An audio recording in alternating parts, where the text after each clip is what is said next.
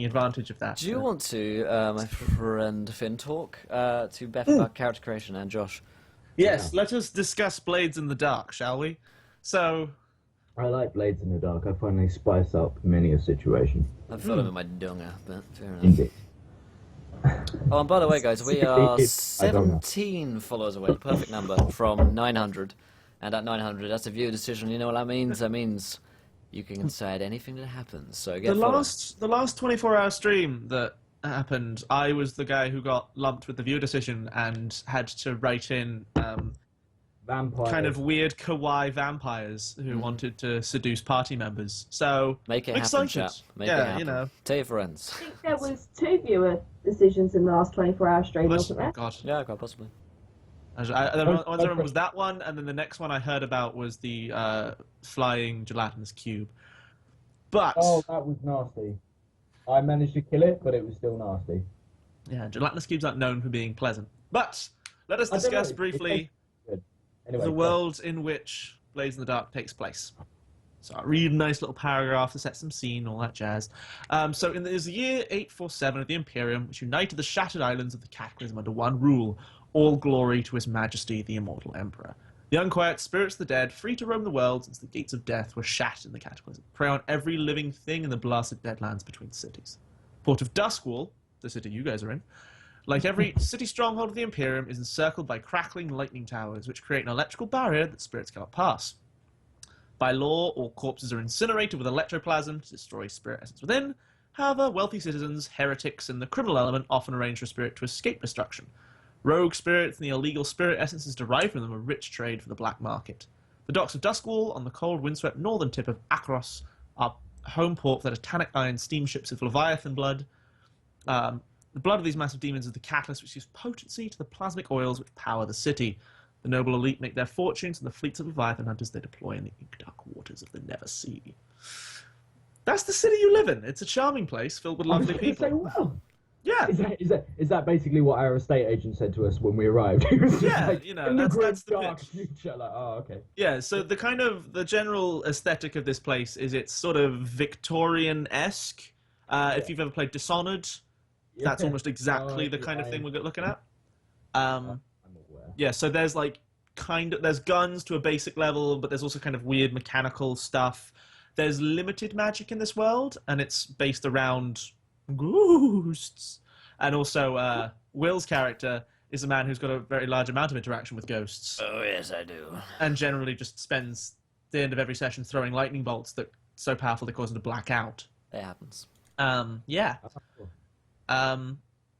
Also, an interesting point in this place that makes it quite perfect, because you guys are gangs of thieves and criminals. The important thing to note about this is it's always night. There is no sun. There's a little bit of light, but I mean, the most you get is that, you know, that kind of that pre-dawn glow? That's like the height of brightly lit in Duskwall. So we're basically in Iceland for like 9 months. Yeah. Except instead of, you know, being surrounded by lovely snows and beautiful shining blue lakes, it's all just a giant sea so dark and black that if you actually look deep into it, you see stars at the bottom that You see aren't your above. soul. And also, you know, giant demon That's whales. fairly impressive. Yeah. Yeah. So yeah, that's the world you live in. So if you guys have the PDF for the rules open in front of you, I do indeed. I will just tell you to have a look at, so page 22 is where character creation starts. Ooh. Give me a sec. I was on page 17, of course. That's always useful. Looking at PC advancement, that's not something you need to be too concerned about right now, buddy. So yeah, page 22 is where kind of character creation all starts. Will already has his character Carro, the Whisper, who's well, I'll let you introduce him later, Will. Yeah. There you go. But there below that is the 6 playbooks. The Cutter, who is a dangerous and intimidating fighter. The Hound, a deadly marksman and tracker. The Leech, a saboteur and tinkerer. The Lurk, a stealthy infiltrator and burglar. Bleh. The Slide, a subtle manipulator and spy. And the Whisper, an arcane adept and channeler. You're more than welcome to repeat playbooks if that's what you want. Just, yeah, have a look. Okay.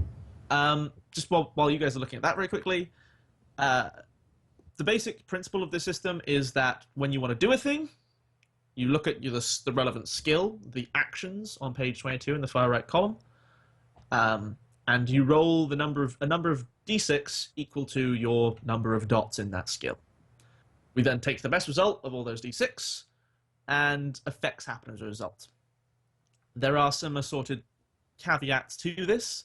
You all have a resource called stress. You have a maximum of 8 stress. You start on 0. You can stress yourself to have more dice to roll and hopefully do better. And you can help other people out in team actions if you stress yourself out a bit. Yeah. But fair warning, if you hit 8 stress, you pass out and you gain trauma. So Carro is very traumatized by He's so broken. having unleashed horrific ghost storms and entering single combat with a fire-throwing vampire. He's had a rough time of it. I think I may have caught the end of it. What, the end of Vampire Fire? I remember something about a vampire falling in love with one of the player characters and Carro burning it all. Oh, that old chestnut. Yeah. Eh? I think Carro blew him up. It was James' character, but then Carro proceeded to throw lightning bolts at him and blew him up. Yes, I did watch this. So the things to remember are whenever you want to roll a thing, we pick kind of the position of the character. So they can be dominant, daring, or desperate. Dominant is when you're in full control of the situation. It's just like time. So say you want to study something. It's like, I have plenty of time to do this. In a dominant position, I've got a library. It's great. No one is bothering me. Daring is when you're head-to-head with someone, but on equal terms. Say, for instance, a sword fight with someone of relatively equal skill. That would be daring. And finally, desperate is when you're trying to do things that really you shouldn't be able to do. When you charge headlong into a group of 6 men and try to take them all on at the same time. That's desperate. That is pretty desperate. And depending upon results, mistakes get more dangerous if you're in the desperate than necessarily if you're in dominant. Mm. There's also some other things in there that are a little relevant, but we'll cover those as we get. But that's the basics of the system. Let's look at characters. So, Okay. who wants to start? Josh or Beth? I can go first if you want. Let's do it. So, first of all, pick a playbook. What do you fancy being? I'm gonna be a cutter. Good. We've not had a cutter yet. Let me start making notes. So, Josh, the cutter. Doesn't make me sound emo at all. They're more into cutting other people, to be fair. Oh, cool. Yeah. Yeah. Oh, I'm into that. We have so much in common. I know, good. So yes, if you look at the cutter playbook, you can see that you get to pick one special ability. So you can either hit real hard with brutal, or any of the assorted ones there. I'm going to say not to be trifled with. You're an expert in group combat. In a melee, you and your team ignore effect reduction to scale. Fair enough. That basically means that in a fight, you're as good as like 10 people. Or not necessarily that it's either you're as good at 10 people or you're specialized in basically punching up. Yeah. Okay, so your ability is not to be trifled with. Oh, is melee, so melee isn't with weapons? No, melee is, you have sword. This can be anything from swords to whatever the hell. Okay, cool. Okay, cool. So just to give you a quick thing here, if you look down the bottom right, you'll see the items section. So first of all, within that kind of grey box, there's a bunch of weapons and bits and pieces. The fine hand weapon, fine heavy weapon, manacles and chain, rage essence vial, all that stuff. That is gear, and then on the right hand side, you've got a bunch of stuff in the white column. Oh, cool. Yeah. Those are all things you own. It's just kind of what you take with you that defines you. Okay. So somewhere in your little base, you'll have all this stuff. Okay, cool. Yeah. It's just kind of how obvious or clunky you are. And we won't worry about it too much in this one shot because it's not a rule that matters too much to me. Don't worry about it. Yeah. One thing that I will tell you though, that rage essence vial. The idea of that is that in the above little thing they talk about captured ghosts. That is literally, they caught a ghost and then they pulled the pure emotion of rage out of its soul and bottled it. It's basically, it can kind of function as like a, you want to fight real hard? Drink this and get super angry. I like to imagine that I shave before a fight and it's just aftershave, and I spray it on and it burns so hard with so much rage. I get the red mist descent. That's what I choose to believe. Okay, you got some eau de toilette. Yeah. Just spritz on you that makes you super angry. But yeah, that's what that is. That is rage pulled from the very soul of a tortured ghost and sold as black market drugs, or steroids in your case. Okay. So, you get to choose a heritage, which we won't worry about too much, unless you have a particularly kind of specific idea, but the heritages are all different countries, which I believe are on... they're on page 41, is the little map.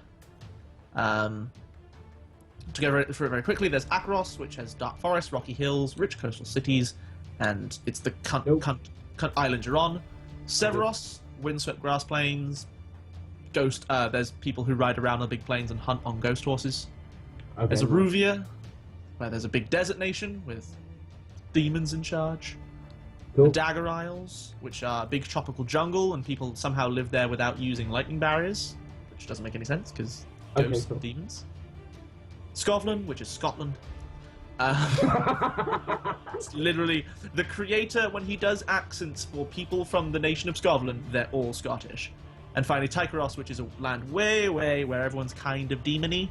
And yeah, so you get to pick one of those, and then you can pick to have a skill point in one of the abilities, an ability relevant to where you're from. Okay. Shit, son.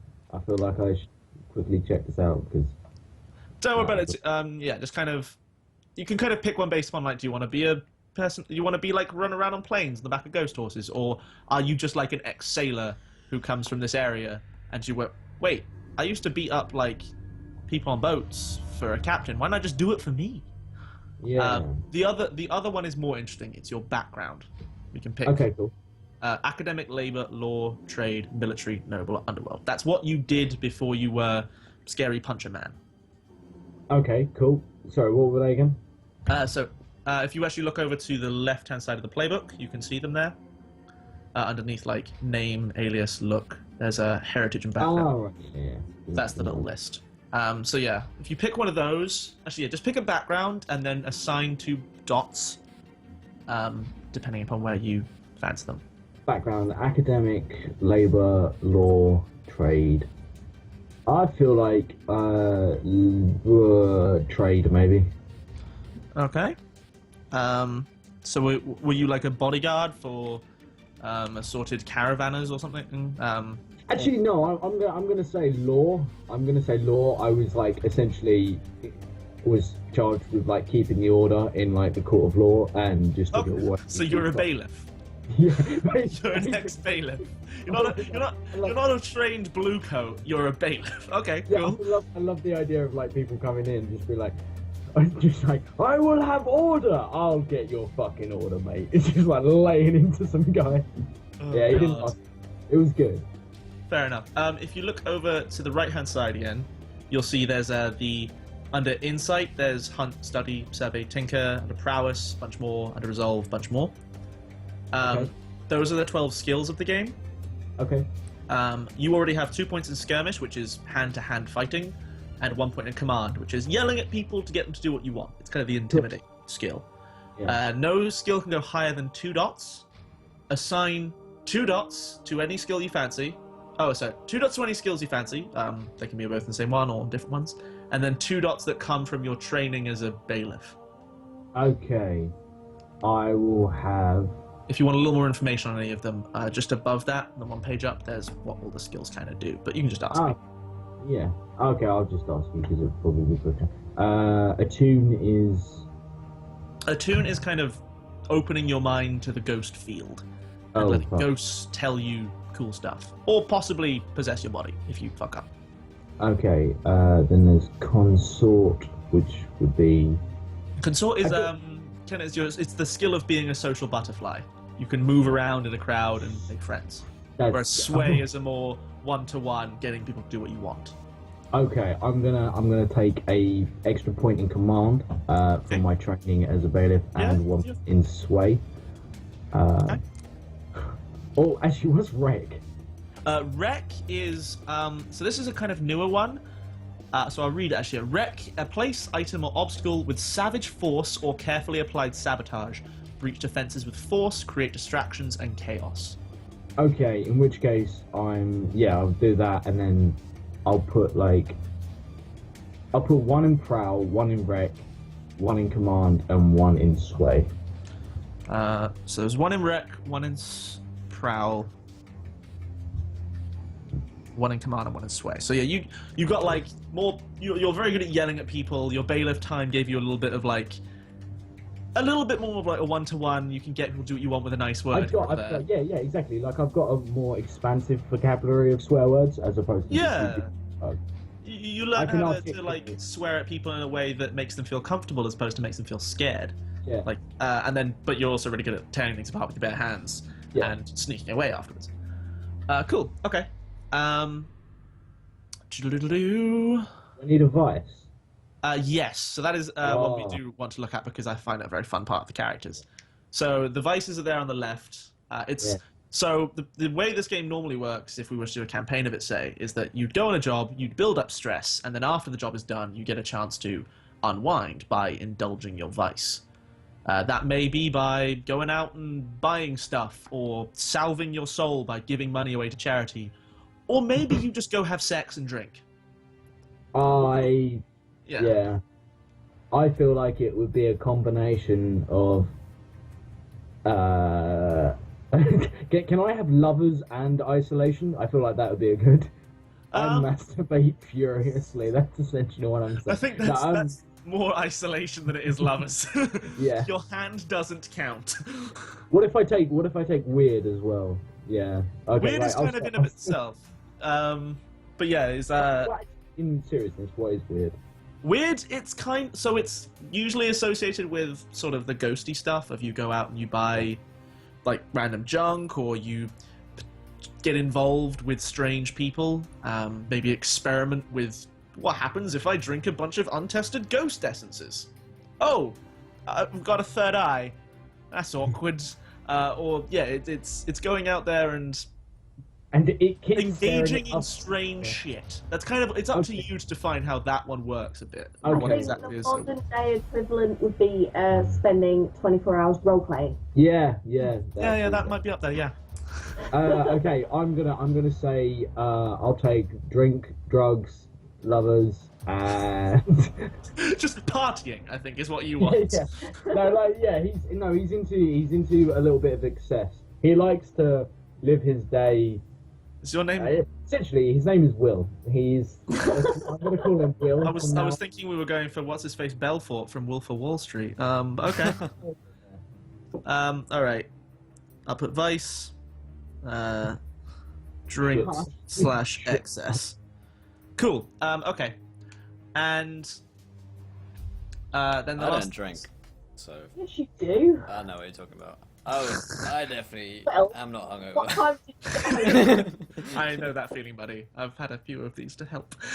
Okay, so last important thing, although if you don't have a clear idea, we can wait till after Beth's created her character, is need a name and if you've got one, like an alias or nickname you've gained for like what you've done and your reputation, and then kind of where you look a bit. Although you can save the look for a while, just think about that one. Yeah. So my name is Tonk. That's Tonk. his name. Tonk. Tonk. And yeah, he That it? No family name. No. Interestingly, if you do it backwards, it's Comte, which is... It is. It is. And Good, the last good. person who pointed that out to him, well, you know, the rest is. That's why he lost his job as a bailiff. It was when it was like read it back to me. He read it backwards and it all went wrong. He's gonna be he's quite a big fellow, quite brutish looking, heavy set, quite long, shaggy hair. Yeah. Very sort of imagine. I'm trying to think of like a good comparison. Essentially, like, yeah, just thick, matted hair, a rhombus of muscle, and generally seen somewhere drunk, probably surrounded by people that are wearing very little clothing. He's not picky, male or female. Oh, I think you may have met other PCs that we've had on here. But okay. Yeah. I want you to think, you don't have to tell me this now, I want you to have a little think about the last big job that Tonk pulled and Cool. how it went wrong for him. Okay. And by how wrong from that leads to him getting caught. Yeah. We'll get to that, but okay. Have a think about that one. Will do. All right, Beth, Hello. let's talk about you. Or more specifically, your avatar for this awful, awful world. Let's talk about Beth, baby. B. Let's talk about blades, Then my pain. dark places. P. All right, Beth, which playbook are you going for? The lurk. The lurk. Fucking Okay. ducks, pushing the boat out, boys. We've not had a lurk before or a cutter before, so you guys are breaking ground for this game. It's basically going to be the same character I play for every other role-player start. Strong. I play the same character, but he has different stats every time. Ooh, So sometimes he's really good at Thank being you, a fast-talking Wood bastard. Boys for following. Welcome. Ah, Really much. I would. Welcome, welcome. Yeah, sometimes would, my characters are of really course. good at being fast-talking bastards, and then other times, as in West Marches, they're really bad at it. But yes, okay, so you are the lurk. Yeah. So which special ability are you going with? If some of them don't make sense, do feel free to ask. Things are always a little odd. Nate? Hello? Oh my god, we have a Nate. Holy crap. I didn't think you were coming back, son. So which special ability? Shit. Oh, you need to I'm need here. to mute the stream for me, fella. I'm getting echoes. Sorry. If some of them don't make sense. Okay. Yeah. So Beth. Boost. I am going to take one. When you bypass security measure, you get a +1 effect. Okay. Cool. So that is infiltrator. So yeah, that makes you. Actually, no, I'm going to take shadow. You get special armor. Okay, cool. This is Yeah. consequences from detection and security. So that's the thing. The way armor works in this game is basically armor is kind of one use in a job until you repair it or get it back. Yeah. But what it does is that, so for instance, the shadow one is like, say you were rolling to sneak across a compound, and you roll terribly, and I say yes, the guards spot you and level their rifles and shoot. You can just, I spend my shadow armor and they never see us. Then you Okay. can't use it again. That's but awesome. yeah, it basically just lets you. It gives you one free failure at things related to sneaking about. Awesome. You will also Yep. notice in your gear for everyone there is listed kind of just armor. That is more like blocking a stab or stuff like that. Yeah. Any of you can take that. I'm gonna presume some of you may be wearing it, but you know it does say that heavy is 6 bits of pieces or 7 things. Yeah. So let's not like. Don't take the piss and say, "Oh yeah, I'm carrying this like massive heavy hammer and also this sword and I'm wearing armor and I've got some Yeah. guns." and- Yeah. No. But yeah, that's cool. Absolutely. You'll be fine. But yes, just so you all know how that works. Okay. Yeah. So, the lurk with shadow, you have special armor versus consequences from detection or security. And you roll a critical on a feat of athletics or stealth. You clear 1 stress. Cool. Oh, So you begin with 1 dot in finesse and 2 dots in prowl. Finesse is like pickpocketing, sleight of hand, that sort of stuff. Prowl is being sneaky. Oh, I heard Echo. myself. Oh, that's me. Okay. I'm trying to sort myself. Okay. So, pick a background for me. We'll just do backgrounds, because heritages take a while and don't play too much into a one-shot. Pick a background, and then assign 2 points based upon that background. what's the underworld background? That is, you were a criminal and then became a different kind of criminal. Or you've just been in this all your life. Like, you're like the Artful Dodger and grew up to be, I don't know, Mission Impossible dudes. Yeah, like, Yeah. you just were born into this. I'm gonna go for noble. Okay, so the second noble we've got. Okay, so you are a noble. And yes, pick 2 skill points based upon your nobility. So what drove you, what do you think about what drove you from nobility to being a thief? Probably boredom. Fair enough. I find that. Yeah. Well, you know, you live in luxury all your life and you want risk and danger. Yeah.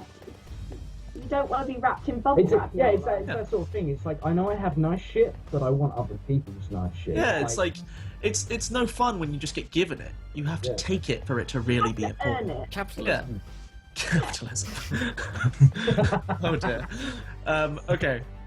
So yeah, so take 2 dots based upon your noble background. What's hunt? Hunt is it's tracking things. It's also shooting stuff from long ways away. So you can maybe justify that with you literally went hunting. As a... I will take 1 in hunt and 1 in command. Okay, that makes sense to me. So I'm going to try and divvy these up so they all fit in their places. By the way, I hope you've kept track, because like I haven't got any way to. That is mark. fine. I am doing that. At some point, I will buy myself a Roll20 Pro account and go in and make some proper character sheets for these, unless someone else does. Legitimately, I was like, I've got a great idea. What I'll do is I'll put little bits of blue tack on the screen to mark down where I'm. Oh, when I scroll down to look at other stuff, they're not going to stay there. It's been a long day. It's okay, buddy. It's okay. Cool. Yes, and then just put 2 other dots in wherever you damn well please. Remember, no skill can go higher than 2. Just put it in. Just put it in. I reckon skirmish. Yeah, 1 in skirmish and 1. What's survey? Survey is kind of your perception. It's your ability to look around, understand a situation, spot things that are going up, things going wrong. 1 in skirmish and 1 in survey. Okay. Useful skills for a thief to have, yeah. It's just, you can pop out and maybe stab a dude, but you're never going to be great in a fight. But you've got, like, good lay of the land, you can track things, and what you really want to do is just sneak around it. Yes. Cool. Again, same thing for you with all of these assorted bits and pieces. You have all of them, to some greater or less degree. That fine shadow cloak is a thing that makes you really good at stealth. It's kind of like it's not an invisibility cloak, but it's a cloak of obscurity. It's like the cloaks that the hobbits get given. Yes, that was actually exactly what I was like, as you said, so it's like, and I was like, the hobbit cloaks? Cool, yeah, no, that's the thing. The rest of them, dark sight goggles, all makes sense. Yeah. Anything that says like spirit bane, stuff like that, stuff that works on ghosts, whereas normal steel would not. Okay. This potion is. Thank you, Tabletop Gamer 1060 for the host. Just did. Thank you. We won't go into close friends and rivals because they probably won't come up. Your vice. What is the vice of your character? Drugs and gambling. Another gambler. The other noble is a gambler as well, although his. I think it's just something for ability. Yeah. A hair down a bit. Okay. Okay. Got it. Cool. And yes, a name. Again, a look as well, but you don't have to think of it right this second. If you want to reveal it at a later date, there'll be a good opportunity to do that. And also start working on the last job you pulled that you got scooped out of. It doesn't have to be obvious, and the job can either be awesome and you were great, or really super lame. Thank you, Tabletop Gamer 1060, for following and for the host, dude. If you guys are coming over from there now, welcome. We're into hour almost 10 of our 24-hour stream, so it's great to see you guys. What, 20? Is it a 25-hour stream? What's been decided? I don't know, because the hours changed, so... But they don't in America. But they don't in America, so... We'll We will figure something out. Yeah. Oh, yeah. My name is Eloisa. Give me some random house name. Eloisa Crunk. Okay, so we have Eloisa. Kronk? I mean, Tink. I'll give you something that might be interesting. So Carro, Will's character, is a noble who had a feud with another noble house because he tried to expose a man as a vampire and got discredited as a result. If you want, Go you for can it. either be from his house or from the vampire's house. I'm going to be from the vampire house, but I'm going to be known as Tink. Yeah. Okay, let me just remember the exact name. So yes, your full name is Eloisa Skurlock. Awesome. And yeah, your like face, man. uncle, your uncle is a super powerful vampire.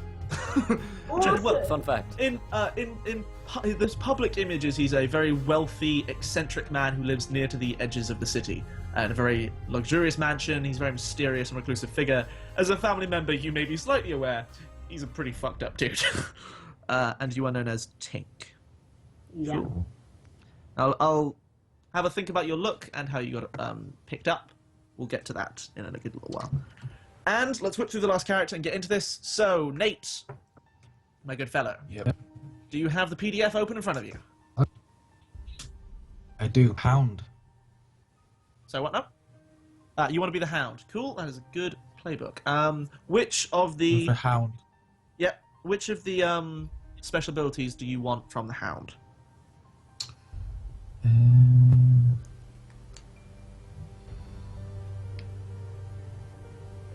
Oh, and by the way, guys, Sharpshooter. Nate is from worldbuildingschool.com. Great website.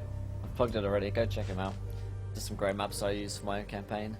Ooh, West you do Marches. maps? We may need to talk. Yep. Let's just cool. get your foot back. Alright, so you are the Hound and the Sharpshooter. You perform precision and long-range shooting. You can quickly draw and reload your weapons. Your range attacks gain potency. So yeah, you are good with guns. Yep. You begin with 2 points in Hunt and a point in Survey. Yep. So you generally want to be fighting from the back of the group and picking people off and that sort of stuff.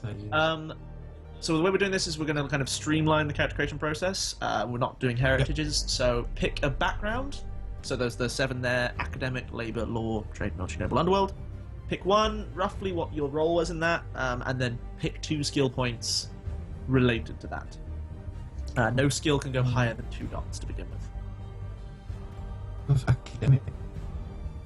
Academic, okay. Makes sense. So you were an academic. Yeah. And so what sort of points are you going to assign from your hardworking, studious background? I was going to put study in. Study? Makes Yeah. sense. Okay, so that's in insight as well. Then maybe a prowl. A prowl. So were you like a kind That of... make- Were you, oh god, like a documentary maker almost? You went out and studied Yeah. exotic animals. Occasionally Like a hunted them journalist. for... Okay. And Cool. there we see a wild animal in its natural habitat, murdering everyone. So yeah, it's like you worked for... You were associated with universities as a kind of... You studied semi-demon hybrid animals and occasionally shot them. Okay, and Just for then fun. assign 2 other points wherever you fancy. Based upon those sets. Sorry? Based So upon those. I know that these are... So those 2 were for being an academic. These 2 are just Aha. things that you've picked up. General. Cool. They might be the same things, they might be in different things. Any recommendations? Prowl is obviously useful for thieves. Finesse is quick stashing and like it's the sleight of hand sort of skill, pickpocketing, that sort of stuff. Skirmish Yep. is hand-to-hand combat, which sometimes comes up. Yeah. Yeah, it's... I don't know, it's very much like, what do you see this guy doing? Is he a lover or a fighter? I see him kind of, I say, stood at the back, hiding, shooting. Okay. Maybe then another prowl might make sense if he's a... Yeah. So that's your sneaking away and hiding skill. Mm-hmm. And then... Maybe finesse so he can do it coolly. Cool. Finesse it is. Alright. Cool. And then... So, once again, you weren't here for this bit. If you look down, you've got the items section. There's 2 bits to it. There's stuff that's inside the grey box and the stuff that's in the white box. Yep. All the things in the grey box are stuff that's specific to your playbook. All the stuff in the white box is stuff that everyone kind of has. You own all of that, but what you bring into the field is up to you. I will assume if you say you're carrying pistols that you're carrying the fine pair as opposed to the shitty pair. But yeah. Okay. So that's that little thing, and then finally, if you look over to the left, you'll see the vices. Pick what is your character's thing that he does to unwind, but also the thing that can lead him to distraction or destruction. We've got some hard partyism. Obligation. Okay. So Just what are throw you? one out. Fair enough. So what is it that you're obligated to? Are you like? Do you feel the urge to like? You can't murder like animals out of just pure whim. It's got to be for a reason, or is it like? What is? Oh my gosh. What is your like your guiding thing that can when you indulge it and helps you out? Sorry? I suppose he's obligated to look up. Further scientific knowledge. Yeah. Okay. So it's like David Attenborough of the thief world. Cool. I like it. we've got fucking Fagin, David Attenborough, and basically a guy from Jerry Springer. Hey, we've got an all-English cast tonight. Just Oh realised. wow. Oh my god. No Americans. Power to the Brits. Oh, yeah. We Power will- to the Brits. we will win Okay. the war. Round two. Finally, I need a name for your hound. There's further up. How about Aldo? Aldor. Eldor, peacekeeper. Cool. Yeah. And yes, have a look through the sort of the looks. Think how you want your guy to look, kind of what fashion he may have, and also have a think about the last big job you pulled and why you got arrested for it, or why you've been picked up. You don't have to come up with those right now or reveal those right now. There'll be a good opportunity in a moment. I'd like to get into playing. Good. Okay, I'll just make some space so I can keep track of all your stress while you're in the field. So much stress. Pretty much. And Will, before we get Hello. started, Yes. I'm going to be nice. Thank you. You're actually going to give me XP. Pretty much. So, as you've gone through a lot of stuff, one, your trauma is now at 3, so your vice rating is at 3, because you've been gambling with your life and not always winning. But somehow, some way, Carro is still alive. You're fully recovered from any assorted injuries you may have had, although you still carry, I believe, weren't you on fire at some point? Oh yeah, I was on fire Yeah, a lot. you carry some nasty burn marks across your arms that have healed, but still maybe cause you some like pain in the night, and are warm to anyone who puts their hand near them, while the flesh looks warped. Standard. Okay, pick. I think your attune goes up to 3, because frankly, you've been using that a lot. No. You've tapped into the ghost world enough that by Oh yeah. luck or I've been chance you're tapping that kind of shit better at pretty it hard. now. Yeah. Yeah. And your study is 1. And I'll wait. give you one more special ability. Okay. I don't know what they are. If you go to page 28 on the PDF, if you've got it open in front of you. Yeah, totally have that done. I think I've got it here. No, that's unfortunately the wrong one. It's up at the top of this Skype chat. Oh yeah. Or I can look for one that we might find cool. Yeah, give it. Hit move zone.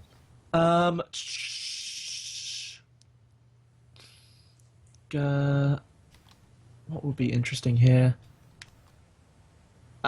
So there's compel. You can attune to the ghost field to force a supernatural entity to appear before you and follow a direct instruction you give it. Yes. Epic. Yep, okay. That's always good. So, weather controlling and demon summoning are your powers. Just Sweet. loading you up. Yeah, the closer you get to being a ghost yourself, the more this stuff is coming bleeding through. I like Okay. it. Cool. So, we'll resume. The last we left Carro, he and Mordred were suspended in the dungeons of Skurlock Manor, out on the edges of the city of Duskwall, having failed to lift the bust of an empress from the manor itself, and having been caught by Skurlock, the vampire. I like the idea that their mission was basically to just walk up to the Empress and just cup a feel. No, that seems fair. It's actually, it's just steal her bra that was from it. her. We want the underwire, nothing else. Oh, Need to pick a lock. oh dear. So we left you there. Since then, it's been about a week. Mordred was removed a few days ago. Oh, You've been dear. left in the cell by yourself. Good, he was annoying. And yeah, I think you're kind of maybe losing track of time a little bit. There's some scraggly beard growing and such. Time, space, continuum. And then boom, a huge explosion rocks the My body. the room around you, and like this loud thumping explosion you hear in the distance. And I think there's just one, and I think stop for a moment. You're just kind of there. And then there's a second and a third, and like things start caving in, and your the iron door on the front of your cell launches off of its they have hinges. pin barrel hinges. Yeah. Yeah. So do you make a run for it? I mean, am I in any state to run is the question, because You're Carro in is a a- big man. Yeah. I mean, you're in a state to try and leave. I think. I mean, if the elevator's working, you're probably okay. If it isn't, take the Yeah. stairs. Nah, you probably just sit this one out. Yes. To be honest, boys, I'm done. Do they have a stair lift? Because if not, I'm not going anywhere. I take like the disabled access slope rather than the stairs. Crawls up. Yeah. So you come out into the hallway, and at the end of the this little hall, you find, I think, is a guard has had like a chunk of masonry drop on him, and is unconscious on the side. He's holding Arlo's cane in his hand, having obviously taken it from your possessions. So do you want to claim that from this unconscious? Well, he's bleeding from like the side of his head. Yeah, I grab my like walking cane and like I Gandalf it up. There's Arlo's, and it's still got its sword. It's inside. mine, damn it. okay, buddy. So yeah, you leave this place. You you get to some staircase, and you start to head up, and the sounds of like fighting can be heard up the stairs. Mm-hmm. And I think maybe you peek up at the top of the stairs, and you see kind of the same like guards in the house livery of the Lord Skurlock, dueling with men in like pristine white coats. Like the front ones are like larger and carrying swords, and the back ones are like holding these long staves that you would recognize as a lightning hook and throwing electroplasmic bolts at people. You would know these guys to be the spirit wardens, who basically are around to... The blue coats deal with mundane crimes like murder and thievery, and these guys deal with, you can't smuggle ghost shit or be an undead vampire in our city. That's not okay. It's just not alright. Okay, That's cool. just racist. So I notice these people, and I'm like, I need to head the other way. I am full of ghostly shit. Yeah. My entire body is made up of weird shit. I need to be away from these people. Yeah. So I think you remember the blueprints of this place. You're a professional thief, and you start heading towards Professional thief. you start heading towards like a door like into the kitchen that'll let you out the side. Cool. I head out in the kitchen. I stop to get some food.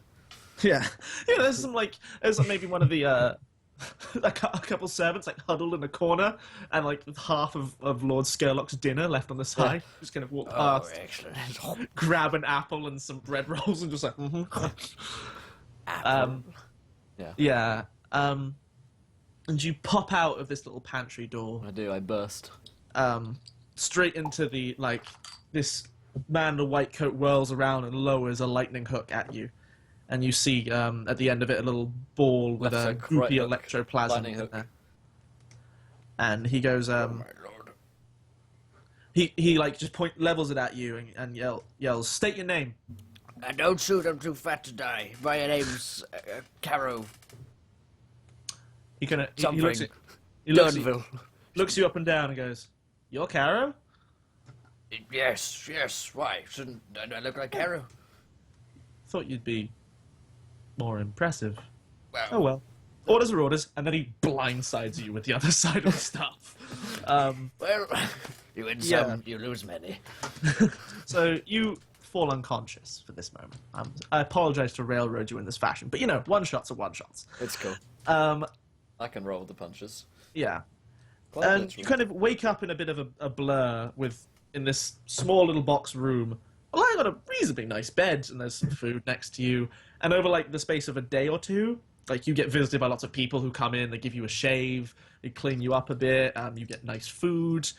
You're not being tortured. Oh, It's this all is rather, nice. Not being it's all rather tortured. pleasant, This really. This is rather novel. yeah, Genuinely, when you said you wake up in a small box room, I was like, you wake up in a small box room. It's 6 feet under the ground. Fucked. How do you escape? what do you do? Yeah, and but no one's really talking to you. There's no conversation. They're all very professional and stone-faced, and don't look like they were born to they're made for the serving life, but more for the hitting things with pointy things life. So one day, two of them like walk in, one of them holding like a black bag, and I think the other one goes, "Now, don't make this difficult, Carro." What's difficult? I'm very easy. I'm known to be very easy. Indeed. He walks over and like the one with the bag walks over and goes to put it over your head. We getting resistance, or are you kind of like, yeah, okay, yeah, you guys are scary. I'm a broken man. Fair.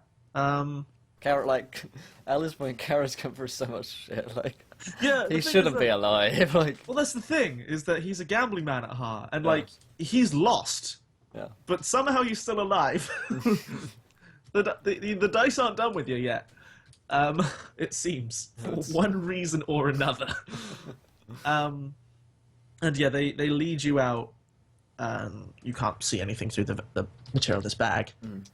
And you're plonked down. It all feels very reminiscent of the first session, I must say. Oh, we're back at the start, boys. Yeah, The angry cooks, not what we used to be. yeah, and the bag is pulled off your head, and you're sitting in If that last one was the kind of the dirty, grimy place, this is an office almost, and you're actually around a nice comfortable chair. And in front of you, there's this big, imposing desk, and on the other side of it, a very stern-looking woman sitting You facing. look very stern. How can I help you? She looks at you, and goes, "Mr. Carro, meet your associates." And she gestures to your right, and as you turn, you see 3 other figures on similar-looking big armchairs. And yeah, first of all, you see the slab of muscle Oh. that you've heard of all of these people. First, the big slab of muscle that is Tonk. And Tonk, tell me the job that Carro has heard about you for. What did you Is this do the that job? brought Is this attention? the job that? Yeah, is this the job that got us busted? Like, I guess we were Yeah. probably. So basically, all of you, you got busted by blue coats, picked up at the exit of on your escape route. Somehow you were caught, and the next thing you know, you ended up here. You've been here Okay. for a little longer than he has, and Yeah. no one's really told you why. Okay. Yeah, but you just know you all got bundled into this meeting. Okay. And you Yeah. all would have heard of Carro. He kind of has a bit of a reputation for being a horrendous problem. Okay. Cool. And also, Tink would have heard of Carro for being the guy who tried to, Yeah. disgrace Yeah. her uncle. So Okay, yeah, right. Tonk, why have we heard of you? Well, it's funny you should mention this because Tonk and Tink know each other quite well. They were partners in crime for a couple of years now, and they got busted on the same job. It may or may not have been Tonk's fault. That's debatable. It depends on who you ask. Uh-huh. So, If it's Tonk, yeah, he's not. no, But to anyone else, he was. yes, Pretty much, yeah. So what happened was we robbed an art gallery and made like cleanest job we ever pulled. Fucking massive payout due. The art's worth an absolute shit ton. So we make it out. We get to the roof, and Tonk did this job sober at Tink's advice and wasn't cool with that in any way. He was just like, "This is a bad idea." So yeah, he got up to the roof and decided to crack open a couple. Tink had a go at him. There was an argument that basically over whether Tonk should start drinking this early when they hadn't actually got off the roof yet and escaped. Yeah. There's this huge stained glass dome next to them. Some blue coat shows up, essentially like telling everyone to like stop, drop, and roll. Basically, sees Tink first, threatens Tink. Tonk takes exception to this, beats this guy. Tink flees the situation. Tonk just lays into this guy because he's hungover. People are interrupting his drinking time. They've just done a good job. Why can't everything just go to plan? Tink returns. Tonk has basically gaffer taped this guy up to shit and has placed a large block of explosives on this guy's chest. Do we have timers or are we talking fuses here? I mean, you could rig up an alchemical device with some tinker rolls that would work as a timer. But that's a little bit arcane and weird. A fuse is a much more simple. Cool. Okay, so there was this situation where, like, basically Tink was like, "Don't fuck this up right now, okay? Like, don't blow him up." And I was like, "He's being rude to me." And Tink kept telling me, you know, chill your shit. And then I was like, "Fine." And then I was like, "Look, I'm just gonna," and like he's backing up to this guy, and then he puts his hand behind his back, and then you just hear this hissing sound, and Tonk just walks away whistling. She's like, "He's gonna blow the fucking roof up." Like, "Oh, don't worry, I got this," and just kicks him through the stained glass dome into the middle of this art gallery. Whole place explodes. I like to imagine there's an auction going on at the time. Yeah. And yeah, I think maybe just over in like one of the kind of secluded bits, we just see this same woman just looks up and sees you, and you don't even make it off the roof. Actually, what I was going to say is we make it off the roof, but like it's not a clean getaway. So they split up. Tonk takes, because he's the heavy dude. He's like, "I've got this. I'll take all like the merchandise." He's got all these massive rolls of paintings, and then he went to the nearest bar and got absolutely blind drunk. And he woke up. It's the bar literally across the street. Yeah, literally across the street. And when Tink meets up with him and like comes and finally finds and tracks him down, they follow Tink in. But just beforehand, there's the thing where she notices that he doesn't have any of the stuff they stole, and he has no idea where he put it. He's just like, "I know I put it in a safe place." I just can't remember what the safe place is. I don't know where that safe place is. So somewhere out there, we have a shit ton of really valuable paintings. Oh, Yeah, okay. Tom has forgotten. Cool. All right, and then you were in that bar and got scooped. Cool. So that covers the two of you, and Carro, you will also recognize her as like it's maybe like the line of her jaw, or maybe you met at a function once. This is another Skurlock, distinctly less vampire-y than your best friend, the Lord. But yeah, and finally, so Aldor, what is your reputation amongst this den of iniquity? Well, his memory's not too great on it, but he vaguely was he had a job to steal. I'm assuming they have zoos at these places. Menageries and such. I think it. Menageries, yeah. So he's set to probably like as a high lord, has his personal zoo. So Aldo was set to steal from a rare creature from this zoo, but it didn't go down too well. It turns out he was expecting some sort of herbivore, some sort of perhaps a cute little kitten or something. And it turns out this thing was probably about 10 times bigger than he imagined. It's like this is you got a picture of the kitten pre-demon transformation, and you're supposed to kidnap it post. So he turned up with his little bag. And it's got like a little kitty box. It's like he's beat a tiger. Like cat food. In my head, kitty. In my head, I've just got a picture of like someone's showing you a picture, and it looks like a steg it looks like a tortoise with like a really long neck, and you turn up and it's like a diplodocus, and you just ride it out. You just ride it out the front door like fuck it. Yeah. It's just standing on the back of the shell and just like Matrix, the equilibrium guns going off. Beautiful. So you've all so pulled high-profile heists, and unfortunately, high-profile heists get you recognized. Cool. Okay. So yeah, she like looks you on and says, "I do hope you all know of each other by reputation, and Because you'll be working together.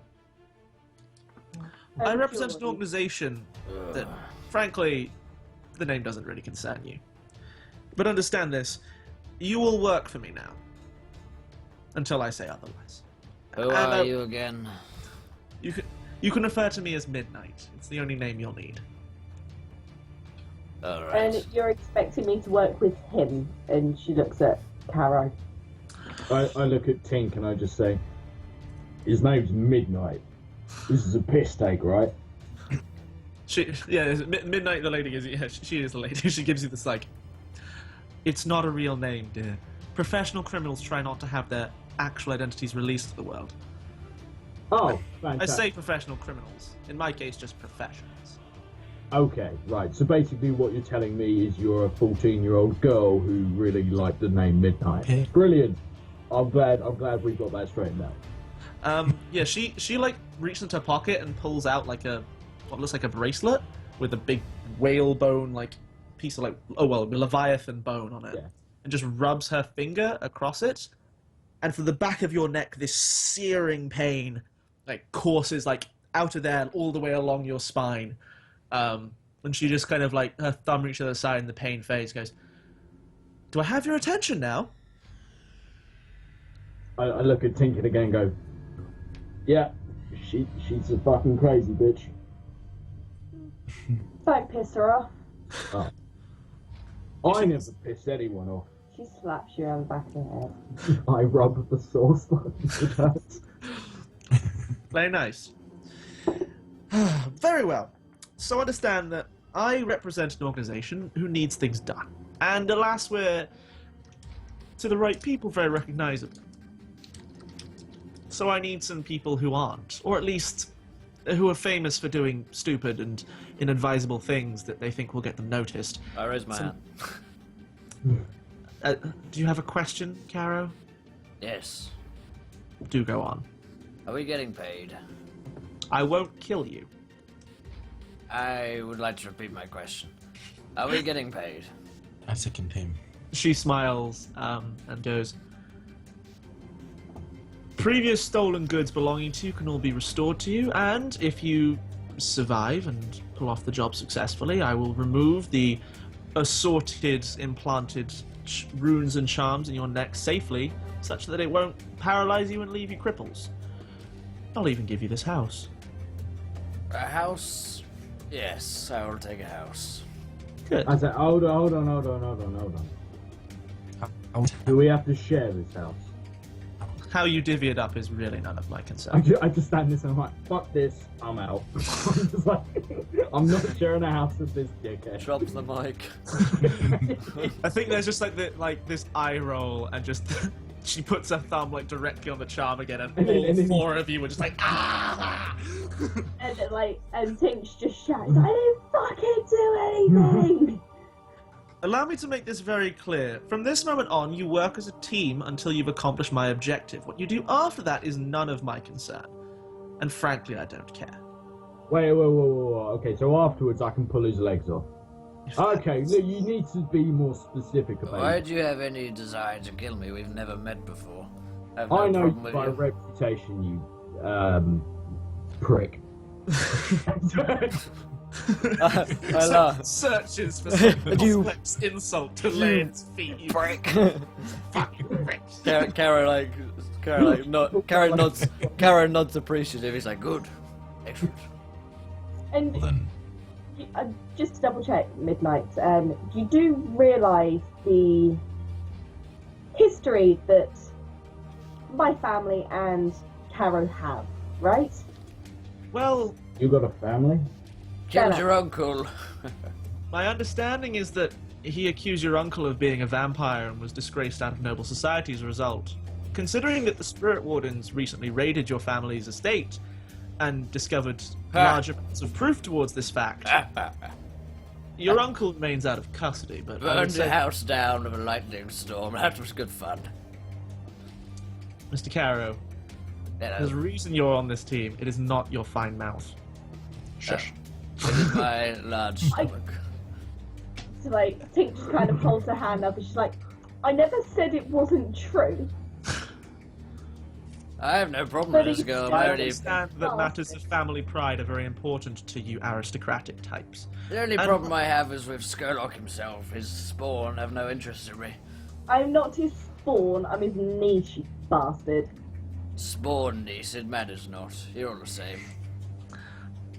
Okay, so how about you shut up, and I point at. Sorry, I've actually forgotten your name, Nate. Like, what's Aldo.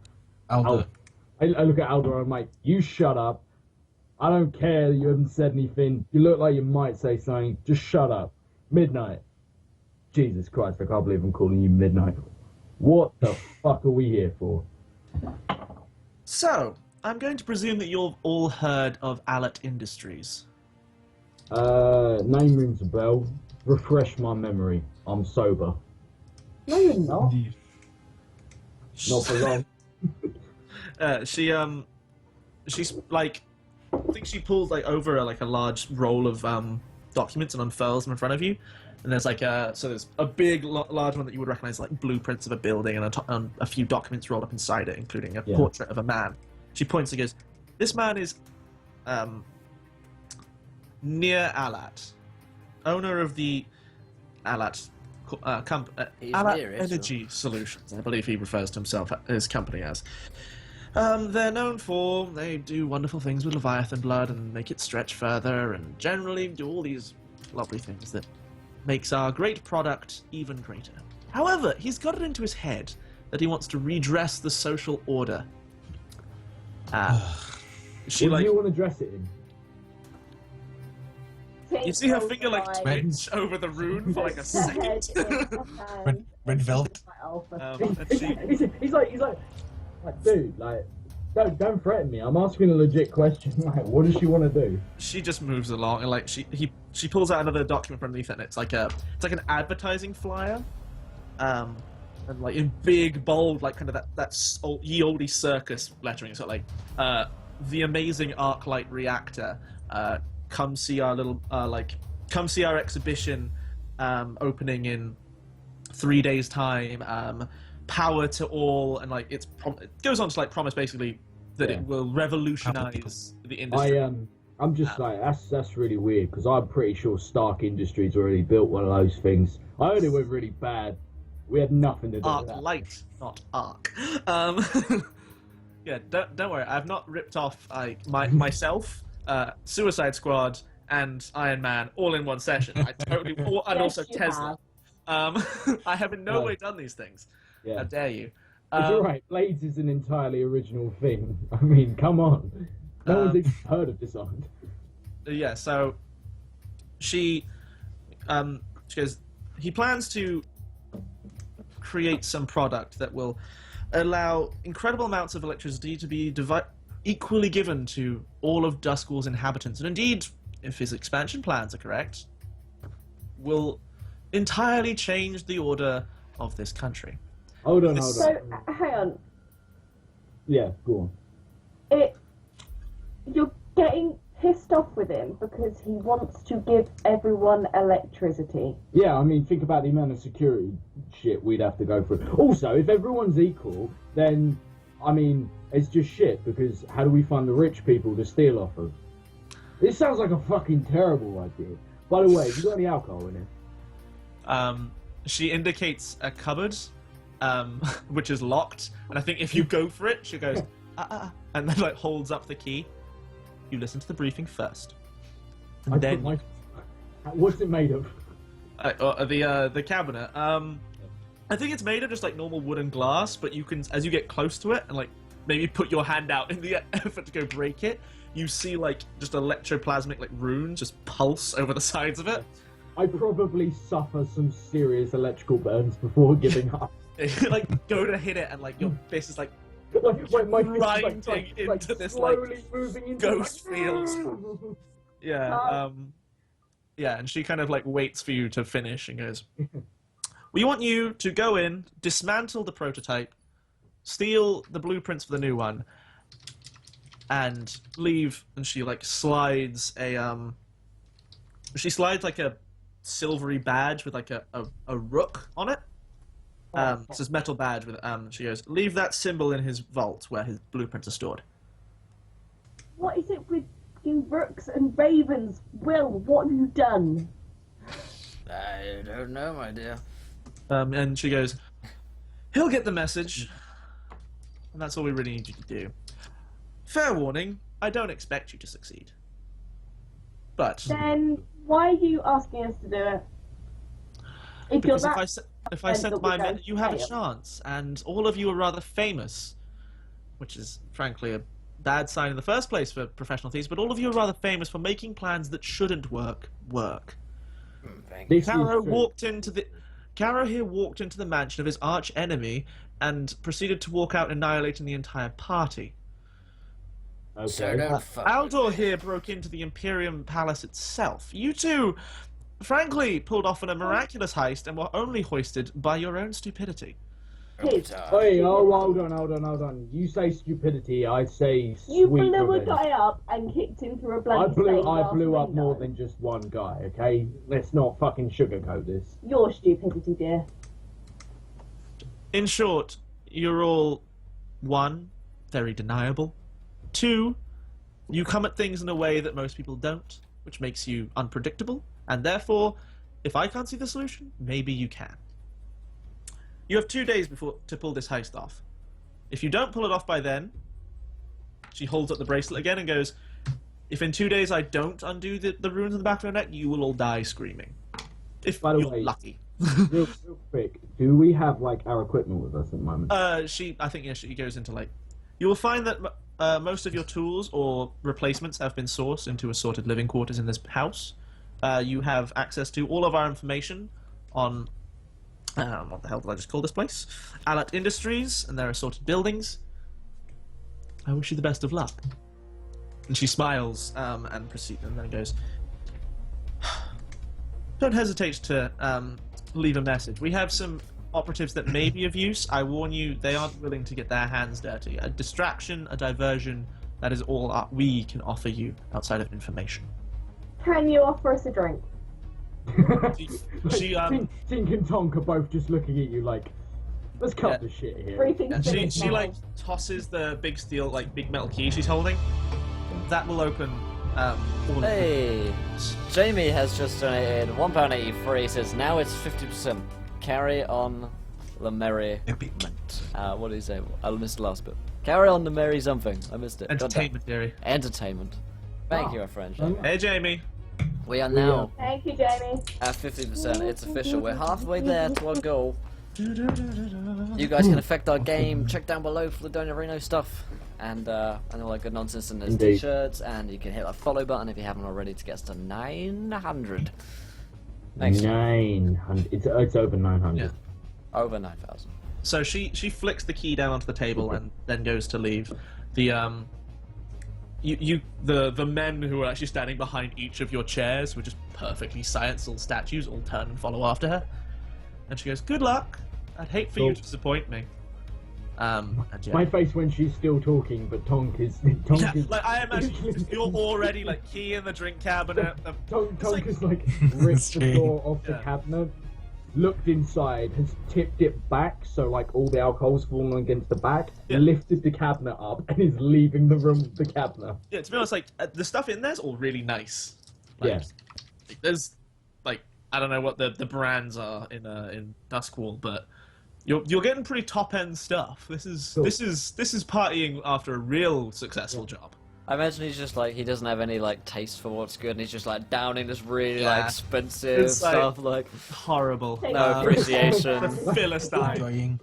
We're doing like shots of like $4,000 like Yeah, brandy or 100%. something like that, and I'm just like, I don't know what it is. I'm setting it on fire, and I'm just like, I don't care.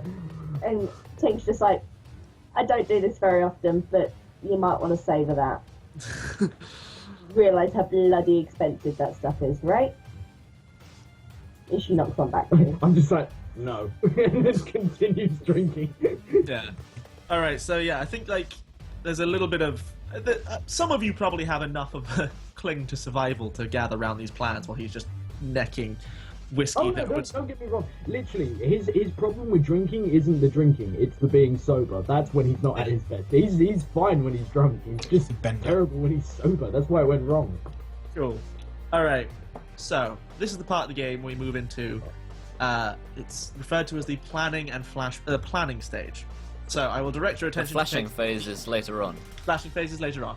I'll direct your attention to page 15. Essentially, this is where, in the fiction, your assorted characters plan the heist that you're going to pull off altogether. Well, You pore over maps and blueprints and all this jazz and figure out all the assorted contingencies you may need. And honestly, we don't bother with half of that crap because it takes an age. Okay, cool. So you will see there are 6 plans. Okay. Like, Yeah. assault is going in guns blazing. Deception is manipulating or tricking your way in. Infiltration is sneaking in, climbing over the walls, all that sort of stuff. Occult is trying to use some kind of crazy ghost powers. Social is negotiating, bargain, or persuade. You could try and convince the owner of this the owner of this industry, to just give you the stuff you want. And finally, transport doesn't really work, so don't worry about that one. So you guys have to pick a plan. Transport And- is just ram it with a vehicle. Yeah, you have to pick a plan and then a detail for the plan. Okay. So if you pick the assault plan, it's where you attack. If you pick the infiltration plan, it's like how are you scaling the walls? Are you like climbing up so I'll give you a little bit of information about this place while you're thinking. So Ala Industries' main factory where this stuff is being produced is actually a little outside the city. Yeah. It's on a big cliff that overlooks the I think it's called the Midnight Sea, because again, all of the oceans in this world are not blue. They're like ink, except ink that you can see stars at the bottom of in the right places. It's staring into a different space almost. So it's over this big dramatic cliff, and below is there's a long drop into the sea below. It's a regular place for lightning storms, which only seem to be stirred up by the assorted experiments that they do in this place. It's surrounded by huge walls and 4 big towers that have like these huge silvery globes on top of them that spark lightning, kind of like a what are those lamps that like the big? You got the ball inside. Vandagra. Is that? Vandagra. Oh yeah. They have like the laser beams kind of shooting off and and when you touch it, they all concentrate at one point. It's like those sorts of orbs, but with no Vandagraph. glass thing around them, so they're like sparking everywhere, and you get crazy beams like lancing across the ground. Cool. And then inside, there's a big, imposing like metal and concrete and cement building.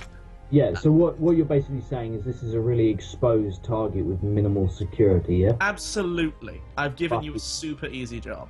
Quality. Tonk highlights how lax the security is. It's just like Yeah. there's no security. Yeah. So a bit of information you guys have is that this place has mercenary guards in it. Bunch of Skovlavian mercenaries known as the Hounds of Skovlav, and they're a bunch of pretty scary, grizzled dudes. They've survived a lot of wars and basically left their country because they were tired of fighting for other people and decided to fight for money. And yeah, people who, they get hired and shit gets done. Oh, feels bad, man. We Yeah. have kindred spirits.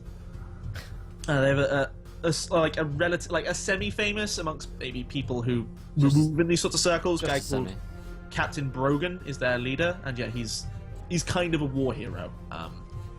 Was said to, in a similar way, he was said to like overcome an army of like a few thousand at one point with just a few hundred people and not enough bullets. Fair enough. Yeah, so you're going up against some. It's like kind of imagine Frankenstein's castle on a hill, guarded by Braveheart. Oh, cool. Yeah. No, that's pretty much.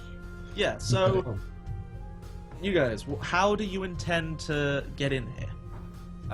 Quick question Ooh. for chat. Who's this other dude I've been wondering for a while, but I thought I shouldn't say anything. Hannah, this is Nate from worldbuildingschool.com. Hello. I'll link you there, my friend. Assault or no balls? I'm gonna hold on to this because that's cool. What about a cult? So Yeah, I'm quite cold, so. Because we've got. Sorry, Will, I forgot a character's name. Carro. Carro. So here's Like the thing to carrot. Carro's good. bear in mind, just so you know you can do this. There's a thing called flashbacks in this game. Which basically, so say Oh, I you're get them leaving. all the time. say you're leaving the place and you want to have like, oh god, we need boats in the bottom, like in the sea below that we can jump, like dive off the cliff down into the sea, swim into our boats and sail away, and that's your escape plan. But we don't talk about it here. Those flashbacks you can use to just go, that's what we planned, and depending on how big or small it is, I give you some stress for it, and then you just get to roll it and do it. Nice. This has previously been used to have previously booby-trapped a wall with assorted explosives and acids, so that as they were running it, he says, I use my flashbacks, I spend some stress, I've set this up, I spit some poison at it, and it ignites and melts the concrete wall. And he did that, and then his tongue burnt off. I like it. Yeah, so if you want kind of that sort of thing, depending upon how difficult it is to do, that's the kind of thing you can go for. Just so you know. Sweet. So yeah. Yeah, I guess Carro is just, well, I have some experience in the occult. That could help us.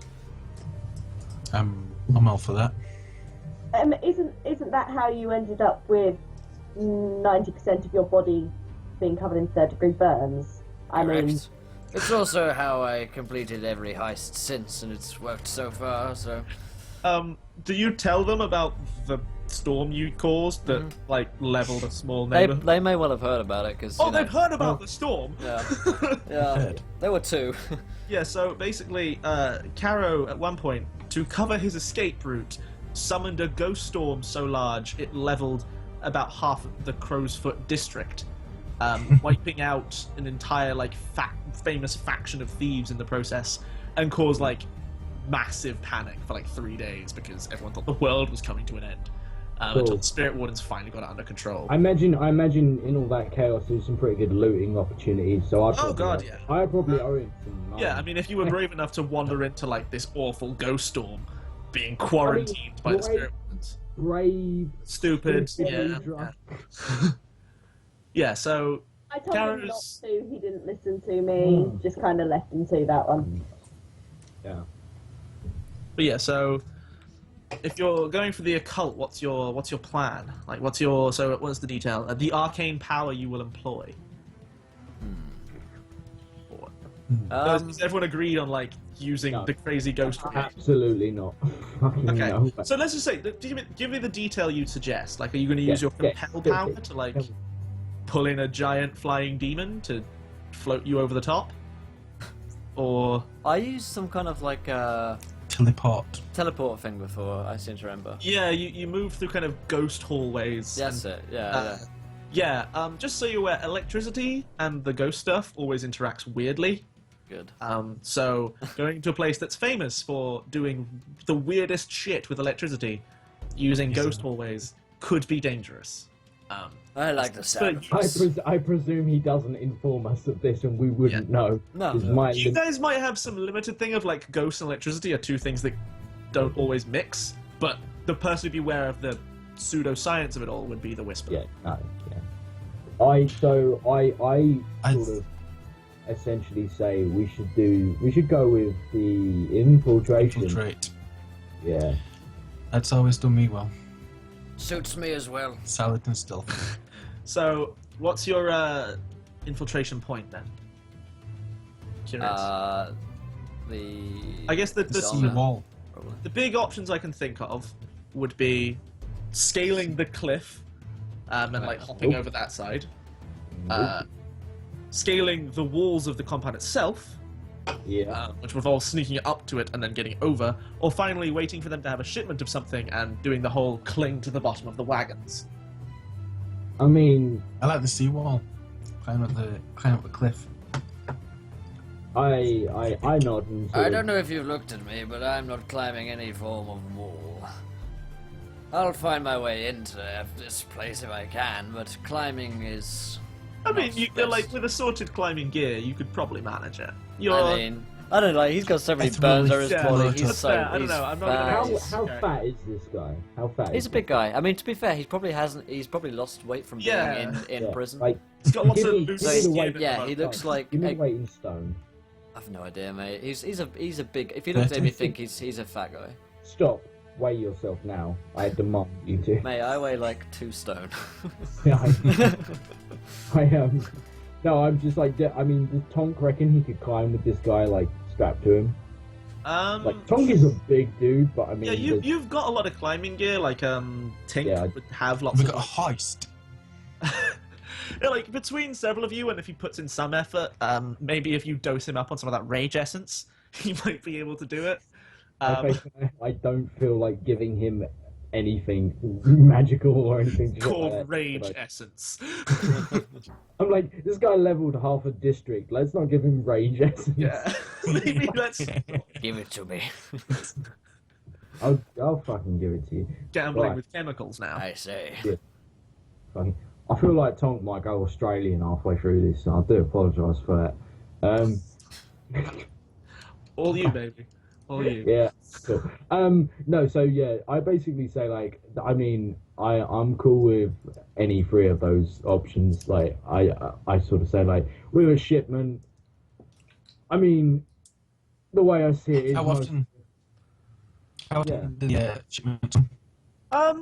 I mean, you've got like a sorted schedules of deliveries and stuff like that. There's probably one maybe in the afternoon tomorrow, so like 3 in the afternoon.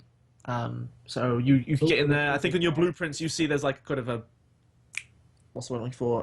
Like storehouse unloading bay. Yeah. So you can, if you can like get into that delivery, you could maybe hide in the back of like some big kind of hauling wagon.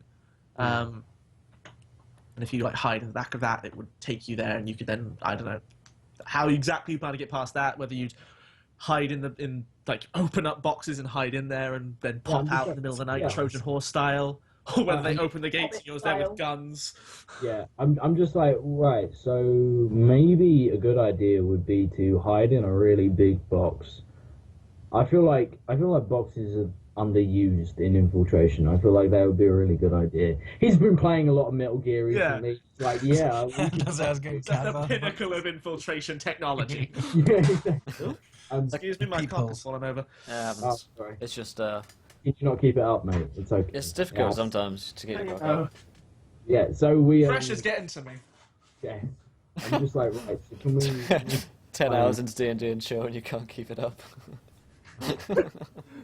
And it gives you this cluck. Oh dear. So yeah, what's the so have we got a plan in the detail? And we've settled? Yeah. I'm just like, right. Car boxes. I'm like boxes. We had. Okay. Tink's been fairly quiet throughout this whole thing, and Blissful. Yeah. Yeah. she's just kind of thinking, what would be their stance on social interaction? Is it something they're likely to So follow, I mean there's no like standards, or are they more likely to turn around and say, fuck you, I don't care? so there's no big. I think if you look through that for that sort of thing, there's no obviously there's no like the head of Alat Industries hosts Alat Electrical Solutions doesn't host like parties at the factory. I was gonna say, it's not but Alat it's Industries. just- Like, that's just. But on the day before Alat, on the day before their big expo, like that's open to the public to come watch, there is going to be like a investors, maybe come have a look and get in on the ground floor kind of deal. So if you Maybe could, invest. if you could when would pose that in there. Be, Might be able is to that get within the 2-day time frame? Yeah, that would be the day before. So the expo is in 3 days. She wants this done before that. Yeah. So this I would be like, imagine the shipment probably coincides with like stuff that's coming in. For the yeah. Can I get a quick too long didn't read for Tourette's Forever, anyone who's just joined in? So the current thing so far is that our assorted heroes have been scooped off the street by a mysterious organization and ordered to go steal and destroy machinery and plans that would allow people to build a free energy machine. Because the people they're working for are shady fuckers. And they're currently working out how to break into Alat Industries, which is the place building this stuff. And I am in no way ripping off Suicide Squad, the man known as Tesla, or Dr. Frankenstein, or indeed anything else. Or How dare Tony you. Stark. Yeah. Or Tony Stark. How dare you? How dare you? Cool. It's the evil of such. I'm thinking, would it be possible to do kind of like a 2-pronged attack? Absolutely. What are your prongs?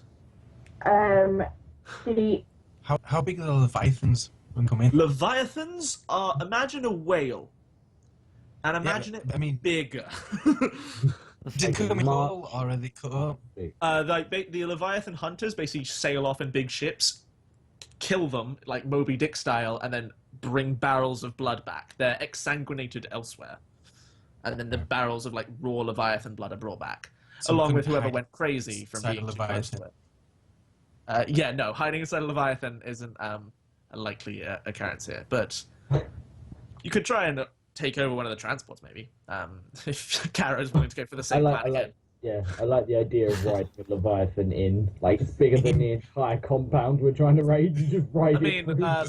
to be fair, if you wanted to try that, we do have someone with the compel ability could try to summon a Leviathan to nearby. That'd be it. Yeah, I was thinking possibly infiltration and a social kind of entrance. Double prong, yeah. So you want to be in there having already like secured something for, I'm interested in... Or at least being able to go in to have an excuse to get in to secure their way in. I agree. If I went in as a possible investor, knowing look. my family's fortunes are probably going to go down the shitter with everything that's been going on the last couple of weeks. Look, the two of us are both nobles. We are better with social interactions than these scum. So why don't we let them do the boring work and then we'll come in? Okay. I'm just like I turn around to you guys and I'm just like, I'm not being funny. It's not like I don't trust you or anything. It's just, well, actually, it's that I don't trust you at all. And no offense, you say you're a noble, but I ain't seen you wash your hands after you come out of shit once. So explain how I should trust either of you to infiltrate this fucking place. I've done it before. Tink disappears. Green lightning. Yeah, green lightning appears in my fingers, and I'm like, fuck with me. Come on, bitches! I look him up and down. I'm like, careful, Grandpa. You might melt more of your skin off, and you're ugly enough as it is. Yeah, Tink It wouldn't matter. And sometime later, she comes back down in a very, very, very posh-looking, expensive-looking ball gown. I think as you go up to your room, you actually find, like, there's 4 rooms, each with, like, a small nameplate on there. And in there you find, like, all of your gear and, like, a whole wardrobe full of assorted things that would be useful. And all of them, including from, like, you to everyone else, they're tailored. I like the idea that, Carro and Tonk are having like an argument, like it's escalated. Like while she's gone upstairs, basically they're like Carro's saying, "Come on, put him up." Carro's like ready to shoot lightning at me, but I'm holding a shit ton of explosives. I'm like, you fucking light me up. I like this. Everyone goes up. Fucking bring it on over. And then like Tink walks in the dress, and we're like, oh. And she's got long brown hair that's elegantly curled and falling down her shoulder. And she looks every part the noble. I look at Carro and I'm like, I'd tap that. Alrighty then. I don't appear to be too interested. So I'm hearing that so Tink and Carro are going to set themselves up as investors and go to this like kind of pre-show thing, secure themselves some invites for that. And the other 2 are going to sneak in, hijack a transport and kind of get themselves into the warehouse, probably with everyone's gear, and you 2 are going to be ready to kind of like let them. I think she'll have everything she needs on her. Yeah, Okay. I turn around to Tink. I like basically I'm imagining the explosives to be like set like plastic explosives like Semtex that you can sort of mold to a degree, but like needing a fuse. And I'm just like.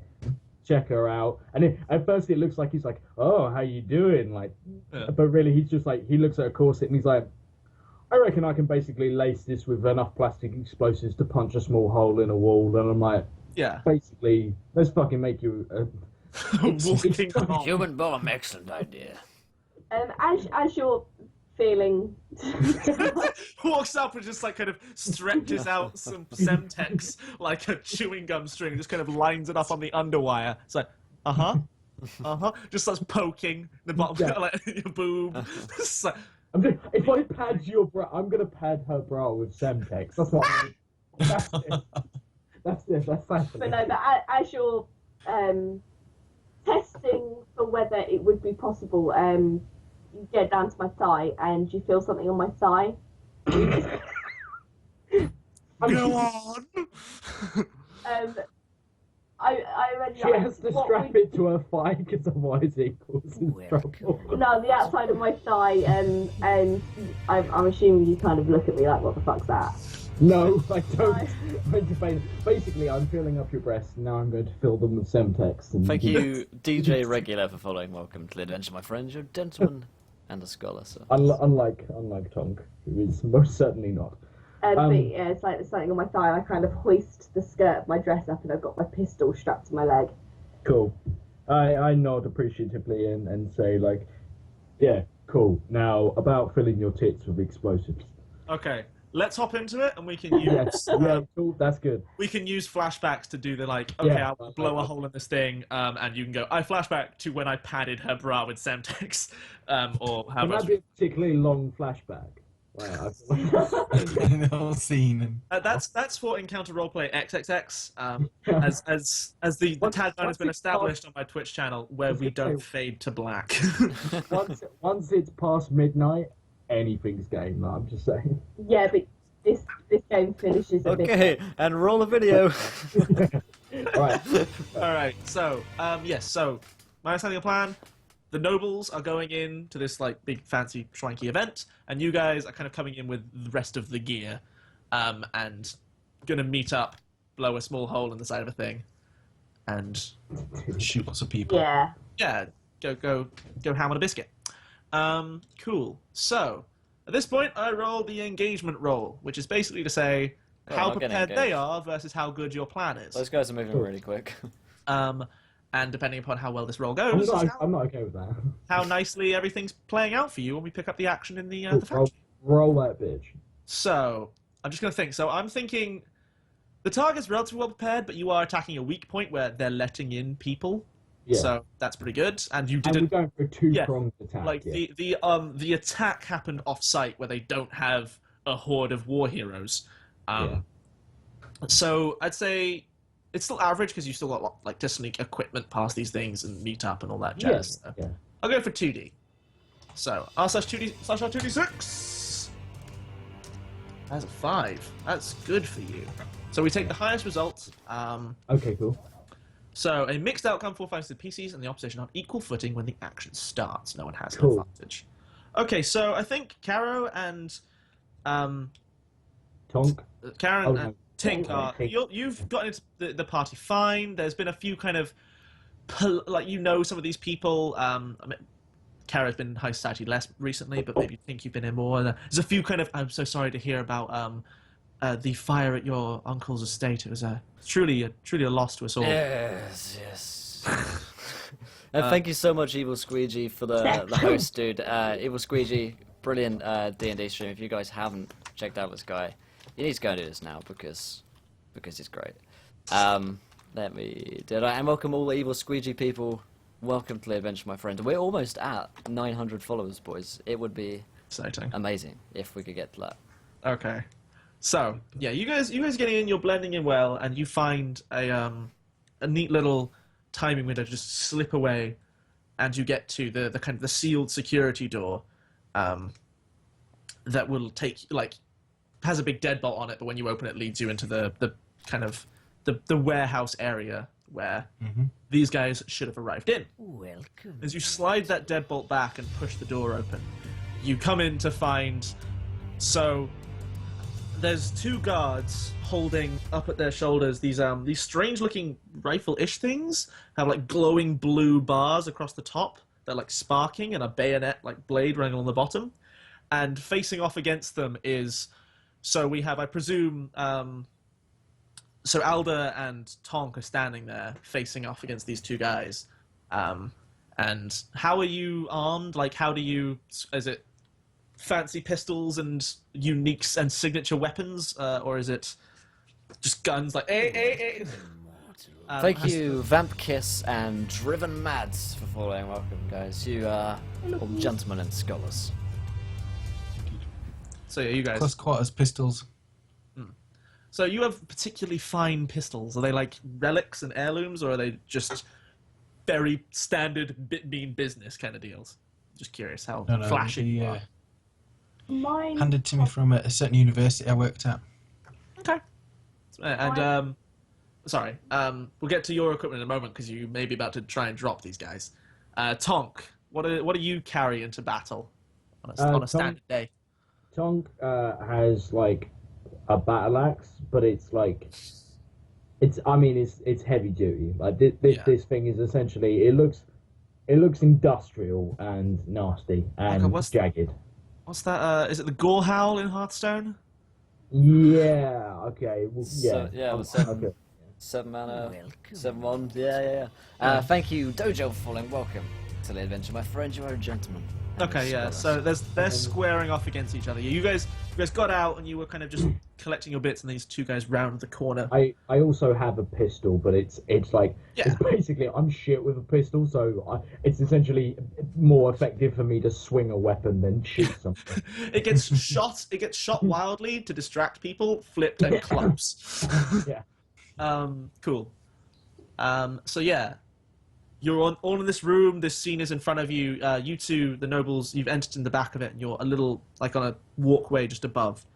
The two of you guys are down in front of them. I'd like to enter What from do you the do? Mm. What do we do, team? Just go straight in from the rear, no warning. Try. Hard. Oh God. Okay. So that you're gonna just try and charge them and hit them in the face. I presume is the plan here. Who, me? Yeah. Oh, like murder train is coming their way. Okay, so this will be daring because they are pointing guns at you, but you're in pretty close range, so I'm also it's not like shit, you have to so- sprint a long way while they just go pew pew at you. So it's daring. So you get your skirmish. Okay, cool. You can add a dice by taking 2 stress, but bear in mind you only get 8 stress overall. Okay. And then you can. So there's a thing. You can add a dice for accepting what is referred to as a devil's bargain. These things are, regardless of whether you fail or succeed, they happen. And if anyone can think of a good one, they can take it. And it can be things like your equipment breaks, or you make a lot of noise and people will notice later, but you get more dice. So it's a take something bad in your future for success, chance of success now. Gotcha. So if any one of us can think of a good one of those for any roll, just shout it out, and then it's up to the player to accept it or not. I haven't really got a good one for just running at some dudes and trying to hit them though. So Okay. daring position, 2d6 for your Okay. skirmish. I'm just thinking. Can I think of a devil's bargain? I feel like. I mean, could I, for example, say that like on the hit, if I no, that doesn't really work. I was gonna say, The like, devil's bargain has to whether you succeed or fail the roll, no matter how well the roll goes, the devil's bargain happens. Okay. It's a thing of like, so regardless of how well or badly, it's like I say, okay, you can leave evidence at the scene and have a better chance because you're taking more risks and working faster. But you may still get nothing, but you've left fingerprints or DNA. Yeah. Okay, like I'm basically gonna say like this is gonna be like bloody and probably like So it's like a signature thing, like no other weapon, like your weapon is built in such a way that no one else could have done this. Yeah, like this is like gonna be an uppercut of almighty proportions. Fair enough. Okay, yeah. So take that third dice, and yeah, people know it's you. See how that Cool. later. Where'd I put my pen? I'll take a 15 right up. Yeah. So we take the best result, but a 6 is good. A 6 is very good. So, so on a 6, you do it. So you run up. One of them fires. Yeah. And this a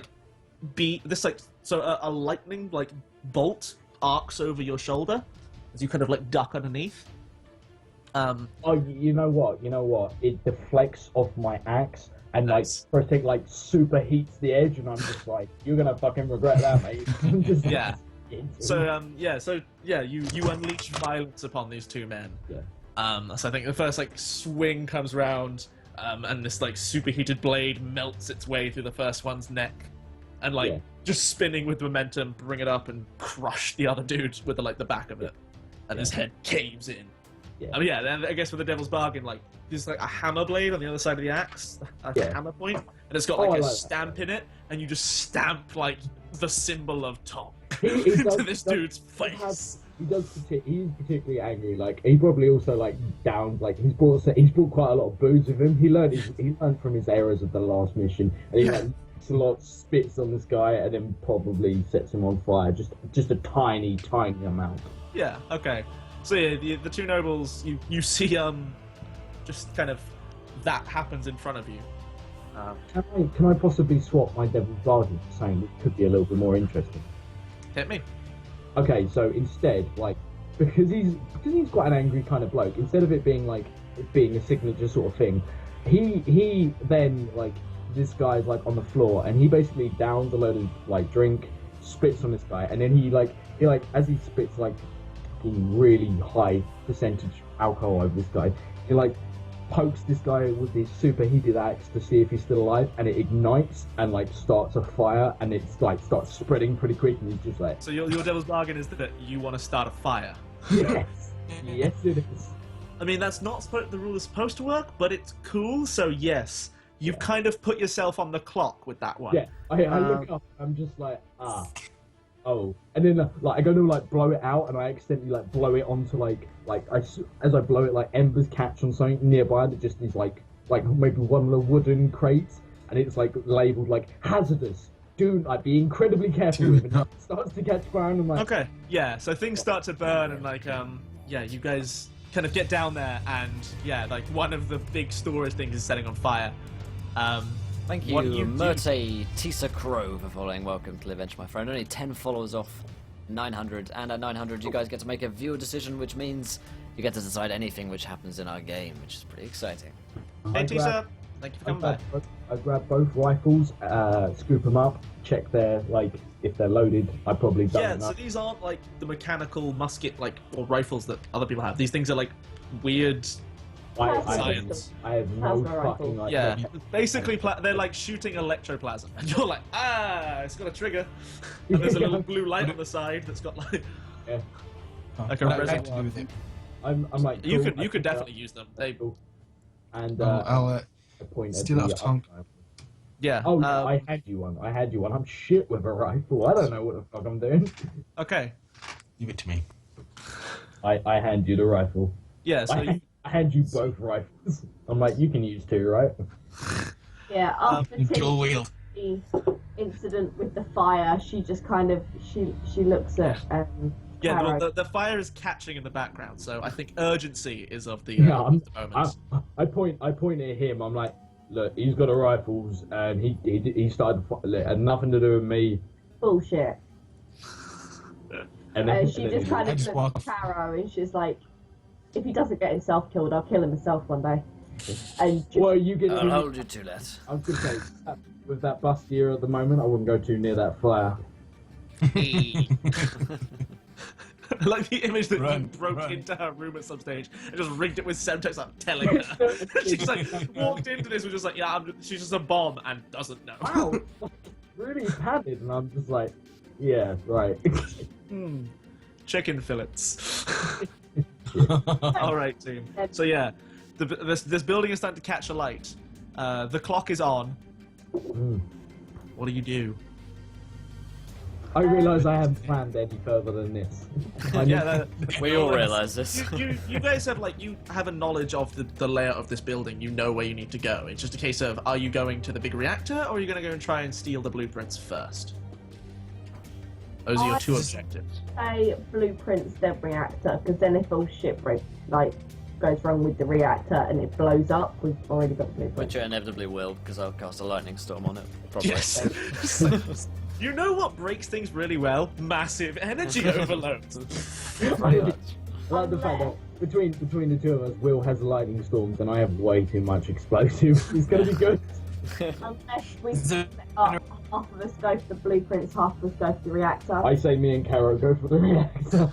Agreed. You cut out a bit there, buddy. Is it to Overwatch? You're breaking up quite a bit. I can't really. Be about Overwatch. Something about being on Doesn't Overwatch. reckon- Oh, mate. Yeah. No, your like mic keeps cutting out every now and again. Oh. Sorry. I think we might move on. Okay, so is the plan to split up and send the people known for blowing shit up to blow shit up, and the other two to the office of? Pretty much. Okay, I think so. And I So, think yeah. maybe Nate is going on Overwatch. so yeah, I guess there's like the division is like Don't know. the two people who are crap at being stealthy have to go to like the place that's quite close by where the expo is happening, Yeah. and the two people who are very good at being stealthy are going to cross like the compound and try and break into the head of this like CEO's office. I Yes. like the idea that there's like people being like this gathering is around and like they've got like they're waiting to unveil it and they're gonna like the curtain draws back and it's just me and Carro placing explosives and lightning storms like can you close? We're not ready yet. Oh dear. So yeah, okay. So we'll start with Tink and Alda. So you guys have to cross like the main courtyard of this place to actually to get to the building with like it's kind of that the guy like simultaneously works and lives here. This place is his pride and joy, and he's known to be the kind of genius behind it all. So you need to get to like his that. big house where he stores all these important documents. So yeah, how do you plan to? Are you just gonna try and sneak across? Are you gonna scale the walls and go along like the ramparts there and hop down? What's the plan?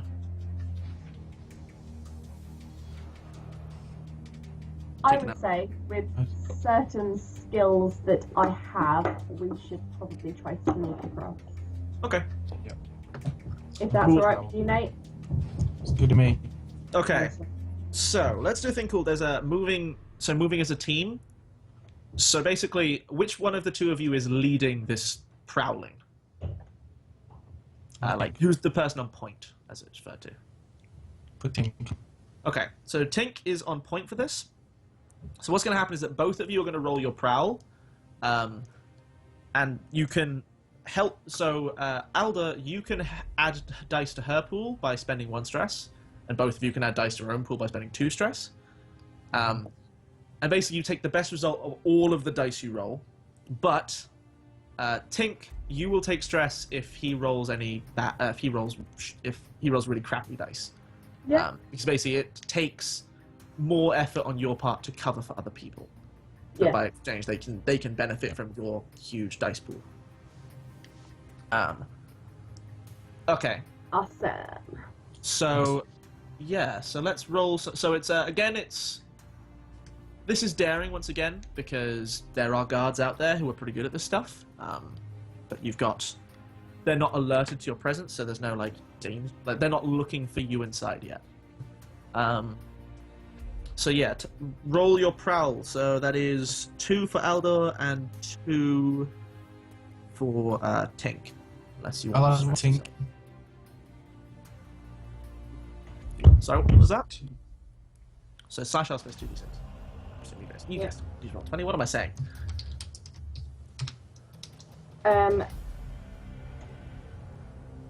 Okay, so our best result is a 5. So, doodle-doo. So on a 5, you do it as a consequence, you suffer harm, complication occurs, you end up in a desperate position. Yeah, so I think you're sneaking across, and one of these searchlights, like, you're getting to a certain point, and these searchlights just converge in such a pattern that you just realize you screwed up.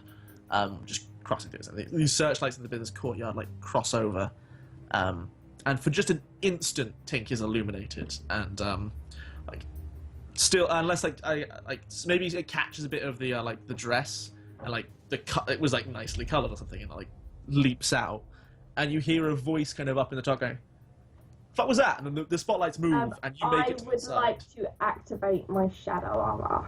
Shadow armor, you can indeed do that. So I will not adjust my clock. So yeah, like you see, like it's swinging towards you, and you flick out, and like within the lining of your dress, you like the guys who wrote that they know their shit. They'd sewn in some of that shadow cloak stuff. You flick it out, And You just whip it out. it turns like the dress like turns inside out, and the lining like catches the light, and you see it slowly burn away as the light passes over it. But no shout is heard. They didn't see you at all. This stuff like reacts to light by not being there, essentially. But cool. Okay.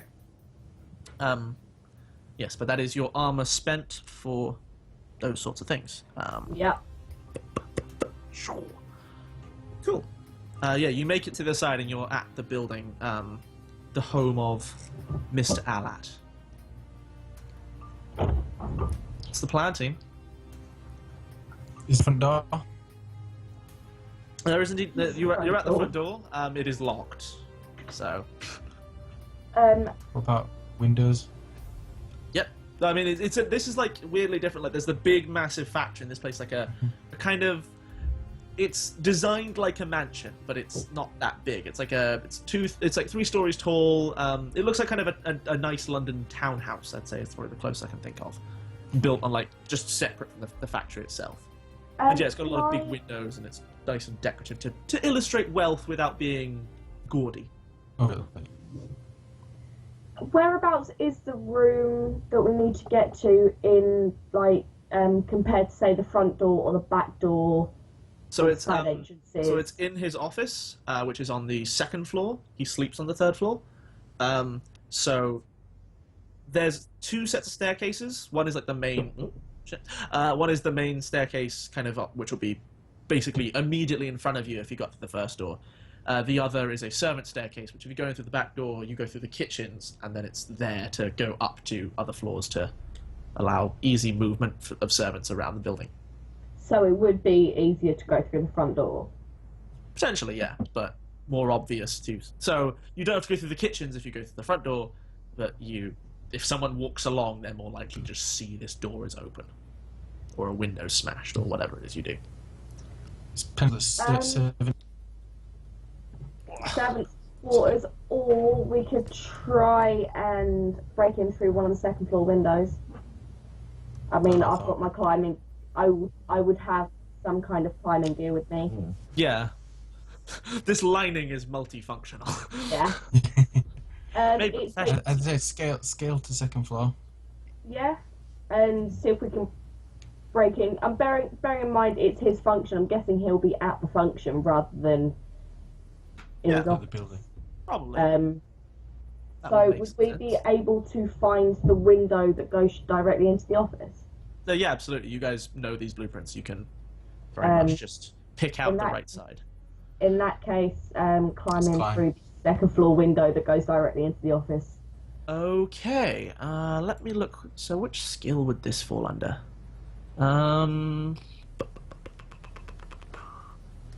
About prowl about unseen, traverse obstacles, climb. Oh yes, that's still prowl.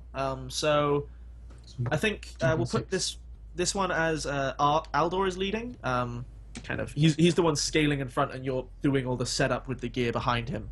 Tink. Just kind of give him the rope, and he just goes up and is doing the kind of basic climb stuff. So roll your 2d6 each, and if you want to stress yourself, let me know. Possibly save stress when everything goes wrong, because fire. I got a 6. I got a 6 6 is too. Okay, that's a double 6. That is a critical. So yeah, you Boom. silently scale the side of this building. You get to the window, Alda, and you just find like What do the I see? slightest. So you look in. Room is dark inside. There's like a frame of light. So in the hallway, going out to the hallway, that's obviously lights are on out there, but this room itself is dark. But yeah, there's the slightest crack, and you would just pull out like a really small knife and just leverage the window open. You don't even have to break it, and it just like silently swings open, and you hook yourself in, pull Tink in, and close the window behind you. And the climbing gear coming in after you, and it is like you never, even with outside, silent as a mouse. However, as you're pulling Tink through, you look over the courtyard, and you see in the window of the kind of loading warehouse just flames licking at one of the windows in the upper floor.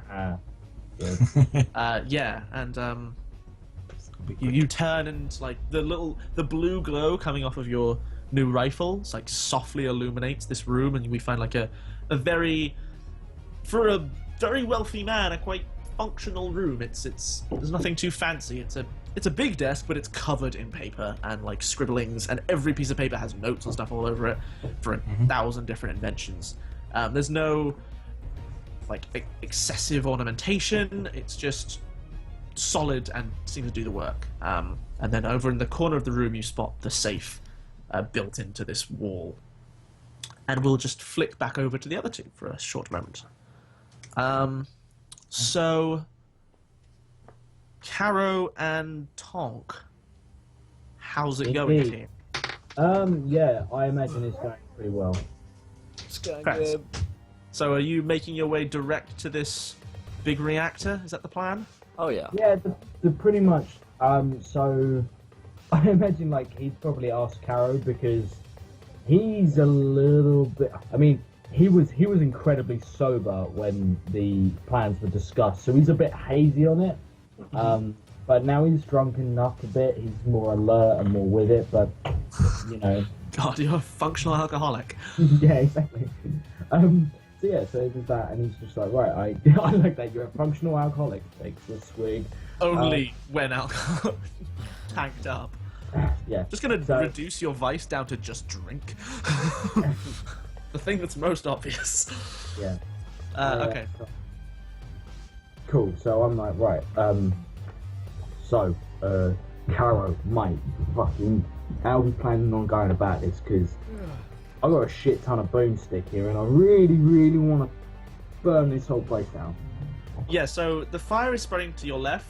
To get to the only direct route without sorry, there are two routes between you and the stage where this thing is being put up. One is going through the expo, which there's big curtains covering this stage over on the other side where this party is happening, and presumably at some point they'll open the curtains and show this big thing, but you'd have to go past all the guests. Yeah. And now you're both presumably tooled up with big ass weapons and stuff like that, and you will not fit in. Believe me, I wasn't very subtle on my airbrush. Like I imagine I got out and then the guards walked in, just I pulled out this huge jar sacks, and I was just like, fucking wait there one moment. Wait there. Wait. Now I'm Yeah. Carro, you've put on some pistols and strapped your sword, and maybe your spirit mask is hanging close by. But at the same time you could maybe just about pass, but Tonk standing there in big bulky armor, holding a giant axe in one hand, a pistol strapped to his side, and assorted the rage essences and bombs in bandoliers across his chest. He's not getting through there without people going, oh, literally, he's basically an eye patch and a Scottish accent away from the demolition guy from Team Fortress 2. He's fucking tooled up. So you can either go straight through the party, or that you did plan out a very long and circuitous route through this through the kind of back ways of the building, but they weren't designed to link up. So it will get you there without being seen by the party, but it will take time. And while it takes time, fire can spread. Let's go with option one. He's a gambling man. Of course. Okay, cool. Well, so through the front door. Okay, so what's how are you gonna cross this party without I'm trying just to draw attention? I'm like, right, so you're a Pompey prick, right? So you just fucking talk, and I'll be your muscle and security, and punch anyone in the face. I used to be a bailiff. I'm used to dealing with pricks. May I make a recommendation? Excellent. You look like the kind who has taken a few. Now then. I mean, I have a recommendation. You can go in there, this is the Dark Knight Rises. The Dark Knight, not the Dark Knight Rises. That's a terrible film. But the Dark Knight, and just go in, blow a hole in the ceiling, and be like, this is our party now. What up? Everyone shut the hell up while we dismantle this thing. And you can try and take the party hostage. I'm really tempted to just walk in, strapped with explosives, light the fuses, and be like, you have until these fuses to burn out to basically shut the fuck up and do as we say. I mean, that's definitely an option that I think occurs to at least Tonk. Oh, fuck yeah, it occurs to him.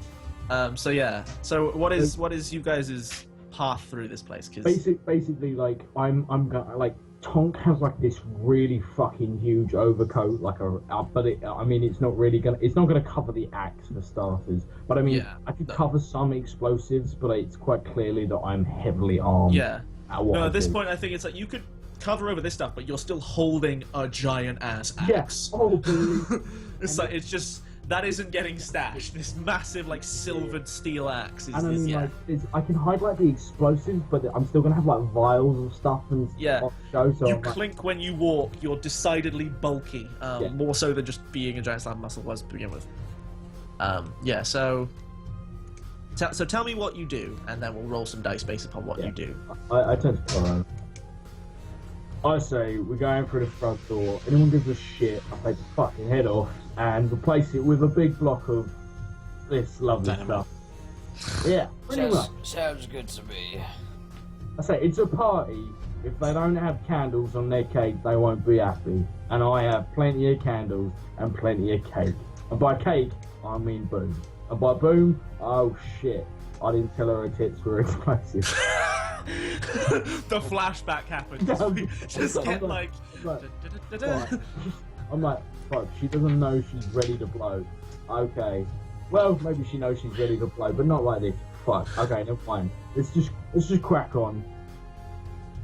Cool. Okay, so yeah, so you stride in to the party. What do you do and say as you kind of walk into this big crowd? Who, like, a few people, like, most people don't even notice as you stride in, and one person turns, and we get a gasp as they see just this bloodied axe, like, with your arms over the top of it. It's probably like, you know what blood looks like. You know what a weapon looks like after you're trying to clean blood off it, and basically you just smeared the blood around. So there's less blood, but it's not like dripping, but it's clear that you've wiped blood all over it. Like, you know like what that's like. It's got like one of those streak marks when you try to wipe mirror down lazily, but in blood. Yeah, and I walk in with like that, like I use it as like a cane because he's like 7 foot tall. He's a big bloke, so he's using it as a cane, trying to like make it look casual, but he's probably like damaging. Okay, yeah. So assuming Carro is the one doing the talking here. So give me. Yeah. What do you say? Do you? Okay, well, I say, listen, everyone. You can either be quiet or you can be very loud and die. So listen up. We're gonna come through here, and if you don't do what we say, well, this man here is actually an imbecile, and he has a lot of explosives. So I'd recommend it for all of our safeties if you do as you're told. I like the idea. The guy turns around and gasps. Tonk is just like sees the champagne flute in his hand. Just sort of puts out his hand. The guy like gingerly like shaking hand puts the champagne flute on his hand. He nods and then just nuts this guy unconscious. And throws down the floor and he's just like, all right. Put that already. This is good shit. Okay, I think then this is an action led by Carro. Carro, roll your sway for me, which is 2 dice, and I think Tonk can back that up with his command. So he just like, and just walks in like expecting obedience. Whereas you're all reasonable. It's good cop and bad cop, sway and consort. So there's 2d6 for each of you, unless stress is happening. Cool. Roll 2d6. 3 and a 1. Good. I will add the devil's bargain. You can if you take would allow. 1 stress to give him an extra die, but if you want a devil's bargain, let me know what you've got in mind. Yeah. Basically, I'm going to say that the guy who I just nutted, his wife, prostitute. Like, I'm not judging. Like, Companion. I don't care. She's a companion, female companion. She's particularly lovely. Yeah, his escort. Screams incredibly loud, like conspicuously loud for this. Absolutely. Like the whole King Kong scream. Yeah, she screams like King Kong. That's exactly what I was getting at. She's like, Progress is being marked on one of my clocks. 5. Okay, on a 5 you get damn it, I keep getting to position. But I think you're in pretty dominant position at this point because you're all armed to the teeth and this room is not. Plus, I'm open. Like, if we agreed, like, I imagine we would have agreed on the way in that he was going to just openly admit that we were here to fuck shit up. So I'm not hiding explosive trench coat. No, is not fine, the point. I'm fine. just like, Okay, I am so fucking pulled up. Tooled up. you do it, but there's a consequence. So it either can take extra Sure. time because you have to tie people up and like it takes you a while to kind of corral people into like just sit in this corner and shut the fuck up. It's probably Tonk's fault because he's just like, Yeah. imagine Carro wants to move forward Keeps and he's just nutting like, people no. and Like, falling over. this guy looked at me funny and he's like, Yeah. this guy's blind and he's just like, no, You're going like Jesse out of Breaking Bad and demanding respect from people. Yeah. Okay, so it can be that. It can be you have reduced effect, which lets someone slip away. So maybe you miss someone in the panic of it all, or something like that. Or you end up in a daring position, which I don't think really applies. So either it will take you time to do this, or you fuck up. Probably the time of just being like, fuck Okay. you say, and he's just like, I didn't say anything, and I just headbutt this guy to the floor. I'm like, I like headbutting people. Carro's just like off, kind of going, just move over there. Just shut up. That like has to occasionally like waggle his pistol at somebody. Yeah. But I imagine has like, it's the least like trigger discipline we've ever seen. Yeah, And occasionally we just hear like a thump, thump in the background. It's just hear a nutting people. And I imagine also slamming them to a corner. Tonk is probably dragging someone by their ankle as well. Yeah. Like, it's probably the girl who's screaming, and Yeah. he's just like, I can't bring myself to punch her, but she's pissing me off, so I'll There's bring this her. lady in this massive poofy dress, and Yeah. you're like dragging her across, and she's like floundering around with like bright pink, those massive puffy like underskirt things, like and you're just dragging across and chuck her over there. I swing her at ankle height into like a concentrated group of people and knock them Just over. attempts to catch her, but they all just like stagger back and fall over. And yes, lots of screaming, lots of noise, lots of unnecessary Yeah. time. I'm just like, shut up, you schlag. Okay, so yeah, you corral them into this corner, and yeah, so there's the big kind of like big red velvet curtains over one end of the room. What's the plan, team? I'm gonna strap some people up with explosives. Okay, yeah. Are Is you there? going to tell them? No, they're completely unaware of the fact that I'm padding them with. No, unfortunately for you, you're the only guy, girl, thing, creature, person who isn't aware that they are a walking bomb. So I mean, you got some banging. I imagine like that was the only bit of advice I gave you. I was like, bang "Look, into it. look, banging," and then I gave you a wink, and I was just like, "Banging, get it?" And you were just like, "Fucking men." And I'm I like, "No, technically you realize at this point that so I'll give you a chance to like maybe take one out of your sway or wreck maybe, but that setting up bombs is the tinker skill, which you do not have. Oh right, in which case, fuck yeah, I will take. I one mean, out. sway doesn't seem to fit you at all. Yeah, no. So- that's Yeah. basic. So let's get rid of sway, and put it in tinker. So you Yeah. don't have any points in anything tinker related. So cool. Which you just basically have just because you have a passion for blowing shit up. Yeah, it's not pretty, but it'll work. Yeah. Okay. So yeah, roll 1d6 for your tinker. And this is, I think this is. Yeah, you're dominant. These people are terrified of you, and they're all quailing. And you've got bombs you've prepared earlier. Here's one you made earlier. So Fuck's sake, that's the What's last your roll? time I ever let. Beth pressed the button, and I blame her entirely. That She seems pressed fair. enter. So that's a 2. So you're blocked, you hesitate or you falter, press on by seizing a daring opportunity, or withdraw and try a different way. Okay, so yeah, I think you like pull out bombs that would be very like you know your rough wear on these explosives, and you've got some things that you could kind of rig to these people that will be very stable and Yeah. safe in the sense of you could control the situation effectively. And you realize that you forgot the fuse for them. Yeah. That's that. And then you just reach in and you like pull out ones that are really not designed for this purpose.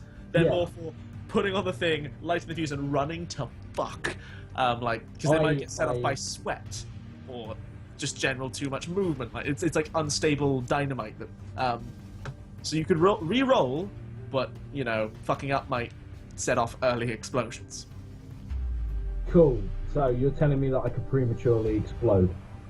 Tonk deals with this on a daily basis. Tonk is ready. Premature explosion. Give me that d6. Unless you want to stress. Stress. 4. There we are. 4. You do it, but there's a consequence of harm or complication in case you want. Okay, I know exactly what's going to happen here. So yeah, Cool. you rig it up, and you've done a great job. Good man. No, so I probably like vary it. I'm like, okay, so some of you people like I've dedicated, like I've got some explosive that is dedicated to the reactor. It's probably not massive amounts because I've heard Carro can cause quite a lot of damage, but or Carro can, whatever the fuck his name is. I know he's a prick. Anyway, I'm like, but like the unstable stuff, I'm like, fuck it, like let's put it on a few people. Like I've never really used this shit before. Let's experiment. I ain't seen this go off. I want to see what it does. Okay, cool. So you do that. You rig them up, and Carro. So in the meantime, do you go over to these curtains and open them? Is that the plan for you? Yeah, definitely. Yeah. Okay. So yeah, you open it, and behind it you see this kind of, like, it looks. If you've ever seen the Batman movie with Two-Face and the Riddler, I forget which one that's called. There's that giant, like, massive hourglass thing that the Riddler uses to pull information out of people's brains. Looks like a kind of an upside-down egg timer with a big wing. But definitely not anything like that. Yeah, it's similar to that with more spindly metal bits attached to it that like seem to be pulling electricity off of two huge metal walls on either side. And inside there's like the top is filled with kind of the green lightning you produce, and the bottom one filled with a red lightning, and in the middle they meet, and like those two things spark together, as do like lightning, like just normal electricity pulled in from these big electric fronds on the side, and they all collect in the middle, and there's this big fuck off cable leading to that like goes off into the rest of the battery, leading from this kind of central point. Whatever is being done in that middle thing. Oh my lord. Yeah, it looks very complicated. I think we need to blow up all of this. Yeah. So we'll kind of like, you're stood there staring at this thing going, oh god. It looks like it'll be majestic when I blow it to shit. And yeah, in the meantime, Tonk, real quick, I've decided Tonk is basically, he's gone around, he's informing people of what he's doing. So like this unstable dynamite, he's like, he puts it on people and he's just like, so don't sweat. Yeah, I'm going. As in, not don't sweat it. You should be afraid. Just don't sweat. Yeah, I'm like literally like, I'm not gonna lie to you. I've never used this before. Fucking anything could set it off, but I don't even fucking know. So this will be an education for both of us. And yeah, He suddenly turned into Captain Jack Sparrow. it's fucking Wonderful. He's All out of right. leave him alone. Okay. So we cut back over to our two who are in the office. And yeah, so do either of you have finesse? Both of you have 1 dot. So who's gonna try and like crack the safe? Is this I will, Well, you have- unless I mean, You have there's like, I purpose. guess there's ways you can try and go about this. You can try and like sneakily I boost it have open. I have my burglar's tool. So would that put Burglary tools. Yes. burglary tools? Would that give me an extra die? Because I have I specific think tools. it's to do. Yeah, I think it's to do with like boosting. You have fine lockpicks as well. Thank you, that Yeah, fine. nice gay guy. I think usually that's to do with yeah, no, that'll work in this part. I think normally items supposed to do with something like effect or something, but the effect rules I'm always a little bit wavy on. So yeah, you've got fancy tools and you're good at this. So yeah, you can give it a go with 2 die. So yeah, give me that roll.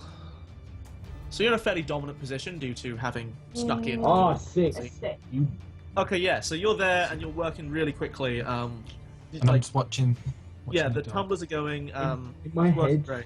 I like the idea that she's got lock picks and like for some reason they assist in like turning the dial. Oh, it's yeah. There's like lockpicks and general tools. She's got like that kind of a stethoscope up is the thing that like looks on and just. Gear it all moving. I think it's not even lockpicks at first. It's like literally unscrews the wheel and pulls it off, and there's just this horrendous mishmash of like mechanical bits in there, and she's pulls out literally- and starts messing with those directly. Yeah, she's literally pushing the tumblers with her finger. Like, Yeah. that one needs to go, that one needs to go, that one needs to go. Yeah. So does So that one. That one might need to go. yeah, you No, like it's that one. very deftly like unhook the thing that's rigged up to explode if a false one is put in, and like just disarm all the traps. And yeah, you're about to pop it open. Aldor, you're like on watch near the door of this place. It strikes you, by the way, that there's a few small knickknacks in this place that could probably sell pretty well if you know the right guy. If you're willing to kind of like maybe like throw some stuff in a bag. Yeah, can I have a attempt? Yeah, sure. Give me a survey to find the things that are worth a lot. Again, in a dominant position. My 1d6 on that. Your survey is indeed 1d6.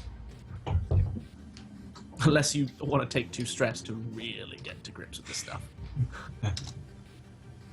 I don't see anything. Yeah, so you find this thing that's like glowing. It looks like kind of an similar to the rifle. It's like some kind of electrical gizmo. And you like, flip it over. This will, and it's like, this looks fancy and technological. Pocket. I'll take that. Yeah. Nothing could go wrong, right? Yep. So I didn't say that. Yeah. So you shove that in like your back pocket, ready to use later or sell later. Yep. And yeah, you get your stuff, and the big vault swings open. There's a sort of documents inside. You scoop them up. Do you take everything? All of this guy's like top secret documents, or just the stuff? I will double check the blueprints are there. Yeah. Oh yeah. No. You find like the arc light reactor stuff. This again, this picture of this strange hourglass thing. What other documents are there? Basically, it's sort of the patented technology they've got. You find like the diagrams of these Are rifles. they going to be worth something? Yeah, sure. There'd be companies who'd be interested in these. Yeah, Let's take it. she takes. Cool. If not all of them, as much as she can. Yeah. Oh no, you hide. guys have like all the time in the world due to how well you've done so far. So yeah, you bring like, I guess, hell, from another part of this dress comes out like a fucking this more of this kind of really thin material that you flick open and becomes like a small bag, just bundle shit in. And she's probably got secret compartments hidden in there. Oh yeah. Yeah, Like a bit in, like. you're a professional. It was padded anyway to allow for compartments, and then just boosting.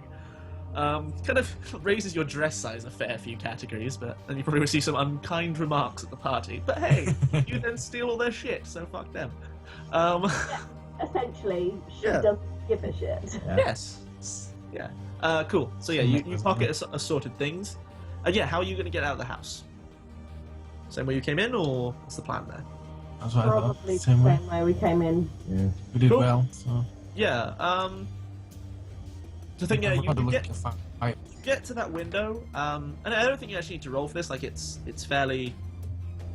We got a crit getting in. Yeah, like I so- think the fire has like picked up a bit, and you see like some guys in a sort of like uniforms. Like there's like bluish, like dark blue coats with like silvery borders on them and stuff, like crowded around.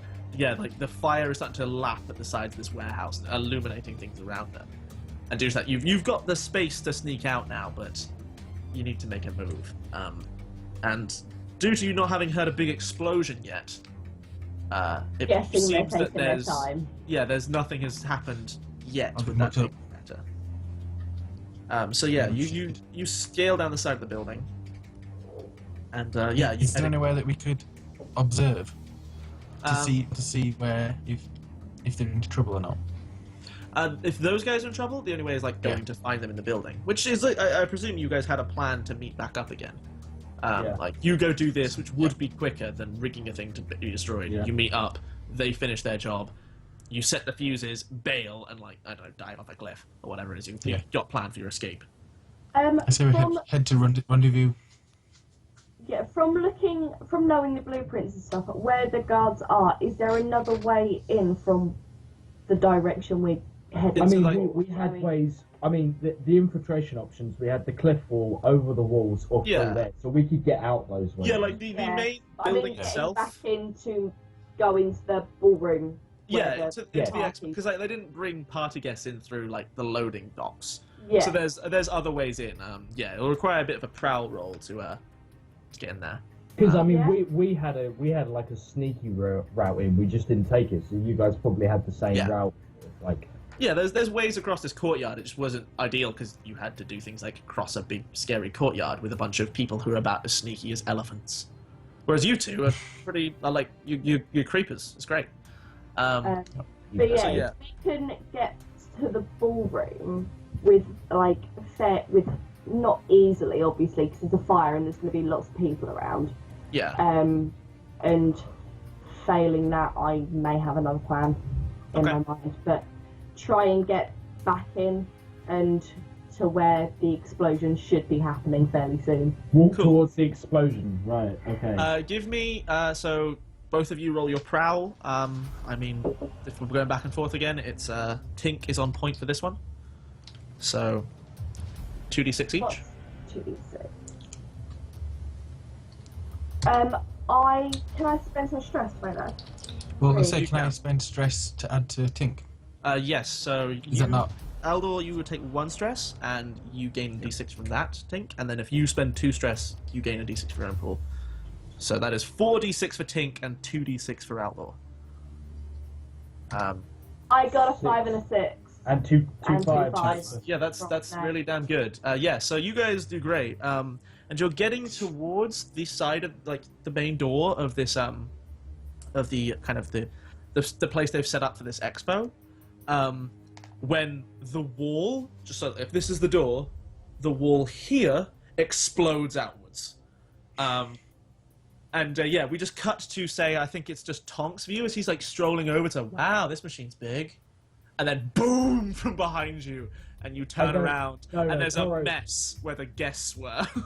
Carro, like, Tonk doesn't turn around. Carro Yeah. and Tonk, I imagine, just like, there's an explosion behind them, but really right now they're just like... Yeah, this like, well, Oh, this yeah, is a majestic looking thingamabob.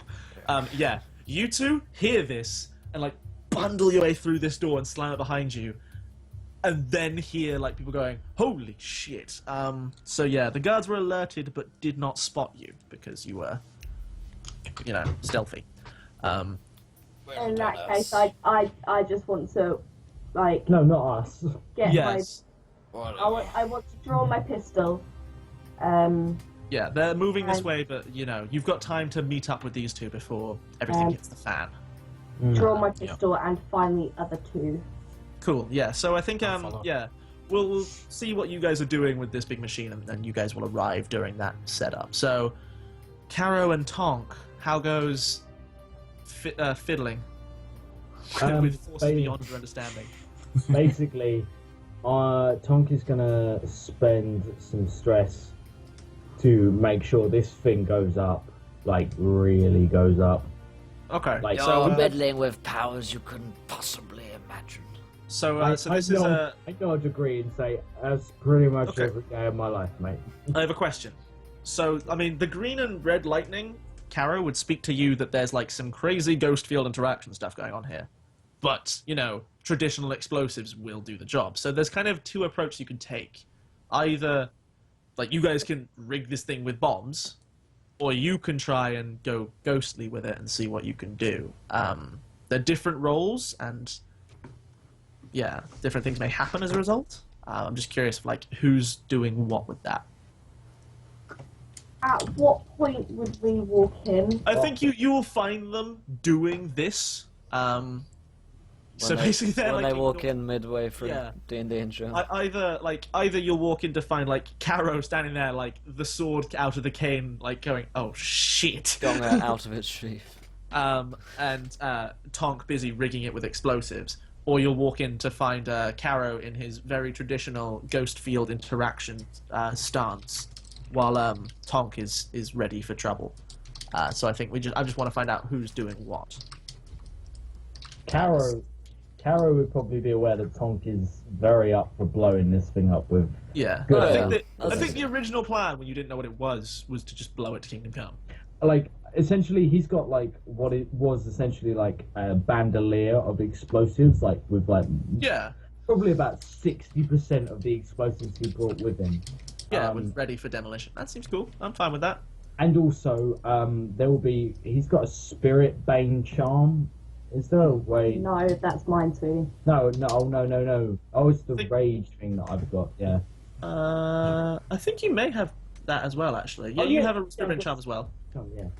I mean, Oh, technically, you also have demolition tools. I didn't notice that. so will that?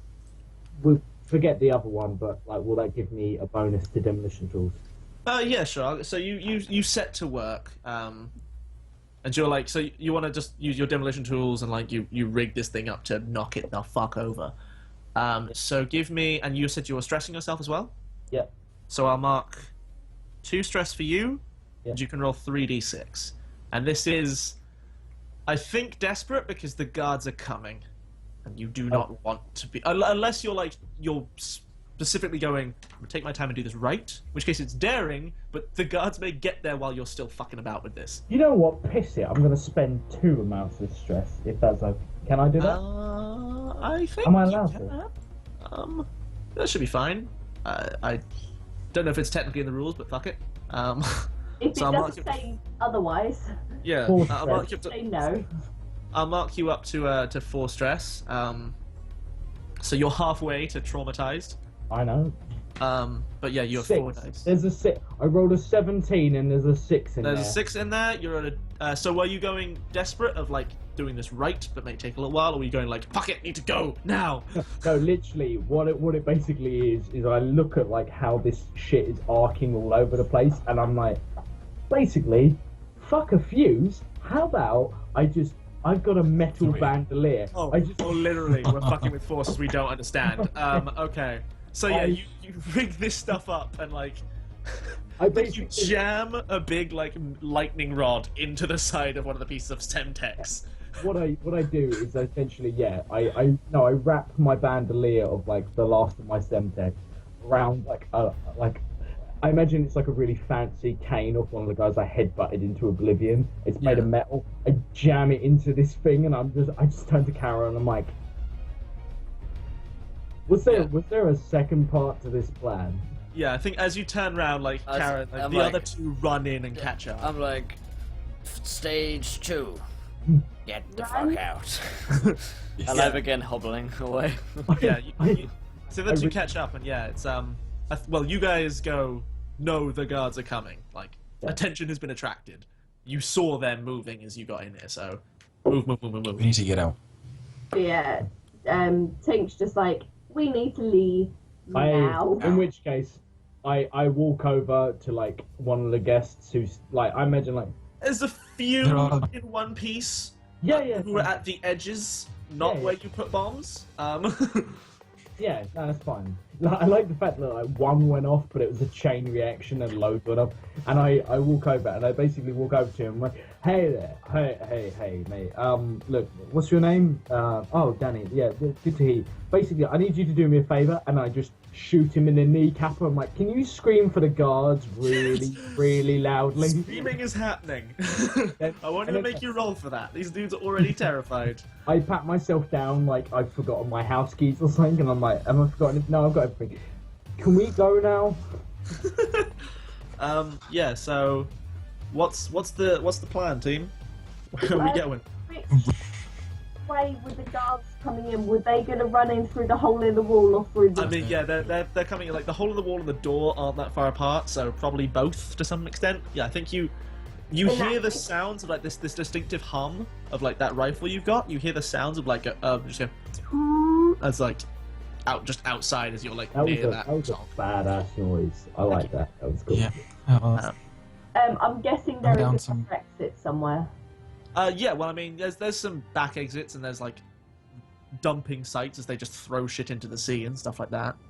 I mean, they're a conscientious company, but they're not that conscientious. But yeah, it's so where's the rough like? Where did your plan say you were getting out here? Are you going out through the front Jump door? off Are the you cliff. diving into the sea? I Okay. think it See? was Cliff, wasn't it? Okay, so you want to go. Basically, that does mean you're going the other way to this set of guards, but you know, there's a lot of bad things happening now, and it turns out that people aren't a fan. So yeah, So you're running for like your jump point. Yes. Okay, so that I think is prowl about unseen, traverse obstacles, climb, swim, run, jump, and tumble. So this is a prowl roll with the 4 of you. I guess this time it's Aldor. So maybe this part of the plan was like we had the specialist part was of the cracking the safe was Tink with her like specific tools and probably having done similar things before. Whereas Aldor's like, yo, we need to get from A to B fast, and I know the way. Bruno. So yes, so everybody roll your respective prowls. Aldor is on point, so it's 2 for both Aldor and Tink. I'll be on fleek. Tonk is 1. Tonk also, is this to climb as well, or is that? This is just like basically you're like trying to get through this factory filled Cool. with Okay, yeah. assorted obstacles, twisty turns, and generally Yeah, just sure. get there fast. And Carro has none, so Carro, you are rolling 2 dice and taking the worst of the 2. Remember, you can also any of you can take 2 stress to give yourself 1 more die, and anyone can take, other than Aldor, can take 1 stress to give Aldor an extra die. I'll give Aldor an extra die, basically just by carrying him like partial of the way. Yeah, I'll like- have 3. Okay. It's better than a 1. I know you actually rolled a 1 because you take the worst of the 2, but those are the equivalent results. So yeah, Aldor, you're rolling 3 die. No, Okay. I meant Carro. Yeah, Carro. you're helping Carro along, who's a bit of a dead weight, but you're doing your best there. Big guy. Boom. Okay, so we definitely have a 6. The other 2 of you still need to roll there to see whether you give Aldor any more stress. That's for you. You should only have. Oh wait, that was your one, Tink. Yeah. So that's a 4 for you, and then for Tonk, Tink and Tonk, 4 as well. Okay, so Carro does cause you some inconveniences. As I've given him a stress, as I've taken a stress to give him a bonus, does he? Yeah, roll? so that was his 3rd die, is the way that works. But still, Carro is just too annoying, basically. He just So it's requires, yeah. So that's 1 more stress for Aldor. So you're at 2 stress, but Tonk's at 5. Okay. Basically, Carro is so inept, he stresses you both out. Yeah. It's like, Tom's probably more annoyed that he's actually had to what basically like this guy's so fat he had to lose some- Rolling. and Yeah. unfortunately in this situation the weight he had to lose was alcohol and he's just Yeah. like he's pissed. meanwhile, like It's Tink is like enough. vaulting like conveyor belts and stuff like that, and Aldor like hops up onto one, looks around, and yeah, Carro is like hobbling his way across the I like factory it. floor. It's like you know in Hot Fuzz where like Nick Frost like flips over and then no yeah Yeah. yeah The and then fence. Of the Yeah. fences. Meanwhile, yeah, I think it's like Tonk is running ahead of him and like knocking over workers, like moving boxes out the way and taking like the most will bruise you route, and Carro's just like behind him and is moving way too slowly. A nicely hidden hip flask and just hands it to you. Yeah. So I think, yeah, like Tink, you get to the door, barge it open, Aldor like backs up into it. Tonk and Carro get past you, just the doors at the other end crash open again and guards start pouring in there. A few shots are exchanged and then you like round the corner and you're into this back section, but the alarm's going off, and at this exact moment a titanic fucking explosion rocks this like compound. like a bitch. Yeah, as the fire, if we like zoomed away, we would see into this big warehouse. The fire catches some of these crates like of explosive materials, and like the Leviathan blood goes up, and then just this warehouse is decimated. The Is main this building entirely catches fire. I think this sets off the arc light reactor. I like stuff. the idea, like, there's like, if you saw it from like orbit, there's like a pretty big explosion. It's like, oh, that's really and then the main firework goes Yeah. off and it just blinds everyone. You're just like, oh, Yeah. fuck. So the arc light like if we were, and then we kind of zoom over to there, like the fire gets there, and like we see the lightning bolts going towards it distort, and one gets drawn down onto the lightning rod, Yeah. which then proceeds to set it off. And if you had ever seen the storm that went off that Carro created, it's similar, as like energy just explodes out of every end of this this reactor. A giant like green beam shoots out of the top of this building. So exactly the same as Iron Man 1. Just Similar, Yeah, similar, except instead of it Green just to being blue. explosion, you then immediately start hearing wailing noises Cool. as and like your breath fogs in front of you. The air gets cold Like that. and clammy. Like Ghostbusters. Wailing noises, do you mean like people shooting whales or wailing noises? As in, like, people screaming from beyond the pale as if they were Oh, cool. dying in your arms. Oh, cool. Yeah, and, like, my I think, Tink, you kind of, as you're coming around the corner, you, like, round it first, and you see this kind of half-formed figure, like, only half a face is there, and, like, just passes through you. It's and, Will. like, a shudder down into your very core of your soul goes through. And, yeah, this, giant cloud starts spinning around this green light and lightning, and you hear like the boom of thunder. And yeah, I pull a dagger from my boot and lace it with the spirit's bane vial. yeah, okay, good call. Yeah, I think you hear a lot of mortal screaming from inside that building as like the doors like slam shut behind you, then white light shines out of the cracks and like interlaced with red and green. And then it slowly fades, and like the beam fades, but the storm cloud does not, and the wailing is getting louder, and like all of you as you're around this can see more and more figures like drawing away from the city towards like converging on this spot. Cool. Yeah, you've got a little way to run until you get to the I end pull of this. like I've got like this necklace and it like swirls and it's essentially like pulsing like a deep purpley reddy sort of color. Like it almost looks cloudy inside. Yeah. And it basically like I pull it off, like snap the chain off around my neck and put it against my axe and like slot it in and it clicks into place. And then I'm just like raging up here. I'm just like Yeah. But it's this I take the rage essence vial and then that's basically a spirit bane charm that I attach to the axe and I'm just like fucking come at me, bro. You see like the blood grooves like fill with this red stuff and the it starts like the thing glows with like the anger of departed souls. Ready to cut some ghost I've stuff got a up. vibro axe going on here. Yeah. Okay, cool. So yeah, I think you see some people round the corner of like coming out of like a tower towards the side, like overlooking this cliff, and like they look around and like one of them spots you, but the other's already up and firing at this massing gloop appearing on the edge of the cliff. It's like solidifying into a very large human form, and it's like getting pelted with bullets. I imagine there's like a momentary pause where everyone stops, sees this thing, and I look at Tink and I'm just like, I had nothing to do with that. Like, that wasn't me. Like, I blew shit up. That was what I was supposed to do. Don't blame Carro. Like Carro, whatever the fuck his name is, prick. Oh dear. Okay, cool. So yes, giant ass ghost monster on the end of the cliff. Cool. Lots of dudes with guns nearby.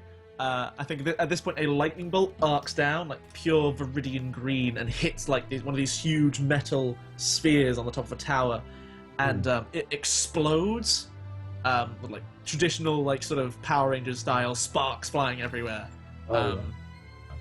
And yeah, this you see the kind of the field around this thing fades, and just ghosts pour in. Yeah, and you guys probably need to clear a path through some ghosts as they dive for you. Yeah, Tonk is just like my least favorite kind of spirits. Like, this is depressing. Okay, cool. So, yeah, I imagine Tink and Tonk leading the party, bearing in mind they've both got... like charmed up weapons with rages popping. Yeah. Does lightning weapon work against? Yeah, electroplasmic ammunition should probably do the job, which is what this seems to be. So I guess, give me a kind of skirmish roll. I'm guessing Tonk is on point for fighting his way through stuff. Yes. I've just realised, because I didn't actually realize before, I've got a fine heavy weapon. So yeah, that basically means that you do really well. But like this is so you're being attacked currently, and basically this thing is like you roll successfully, you'll fucking cleave your way through an army of ghosts. Yeah. So I've got Rage Essence Vial, Spirit Bane Charm, and a fine heavy weapon plus. Yeah. So you see like this like massive like almost coagulation of one like column of ghostly energy coming at you. You just go, okay, pull the Rage Essence, neck it. and I think we just see like, oh no, sorry, it's spray into like across your like neck, and we see like kind of blood vessels like bulge out of his neck, and like eyes like almost have been in chlorine too long.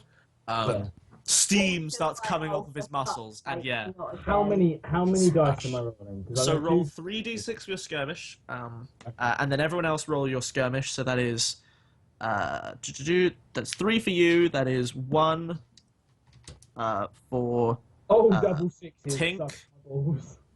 Okay, double six is really strong. So that's 1 for Tink, and then the other 2 of you are rolling 2 and taking the worst one. Worst.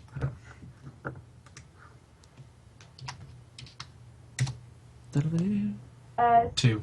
I got a 1. You got a 1. Okay, alright, Will, buddy? Whoa, what's happening? Roll 2d6 and take the worst one. Stay with us, man, stay with us. I'm with you, don't worry. 1. Yes. So yeah, here's what happens, because as a result of that roll, That makes me sad. the heck? Oh, that's Terrified. What's going on? Here's basically what happens is that Tonk runs out to meet this wave, and like the other 3 of you all stumble. Like it's too terrifying. This like descending column. I And like the idea of like Tom's like together with me, and no one goes with him. And he's here's like, how that works. But like you Scream. fucking cut through them like you're a knife going through butter, and like there's things like peel off you in scraps. You're essentially someone else tell me what happens because I don't fucking know. yeah. The thing is, you're like this too like far. red blade is like carving a furrow through them. But yeah, you watch as like even the scraps of ghost stuff like twine themselves around him for a moment and pull through, and you basically get to the other side and there's nothing left of this column of ghosts. You must have like the mist descended over your eyes, but like the rest of you easily saw him take down 100 things. But that you can see his essence like flailing after him, and then right at the edge of the cliff, Tonk collapses, unconscious. You hit 8 stress, I'm afraid, as a result of basically you I rolled a 1 and you led that Oh, charge, one. and they Oh. all gave you stress. Hold on, wait, I got how many stress did I get? Because I got You got 2. 3 stress from that, and you were on 5. What did I get? 3. Because I understand I've got the 2 nat ones from them 2. So it's basically whoever has. So Carro is taking the worst of his results. Wait, are you dead? He's not dead. He's what you get when you summon a giant storm. He's just Oh.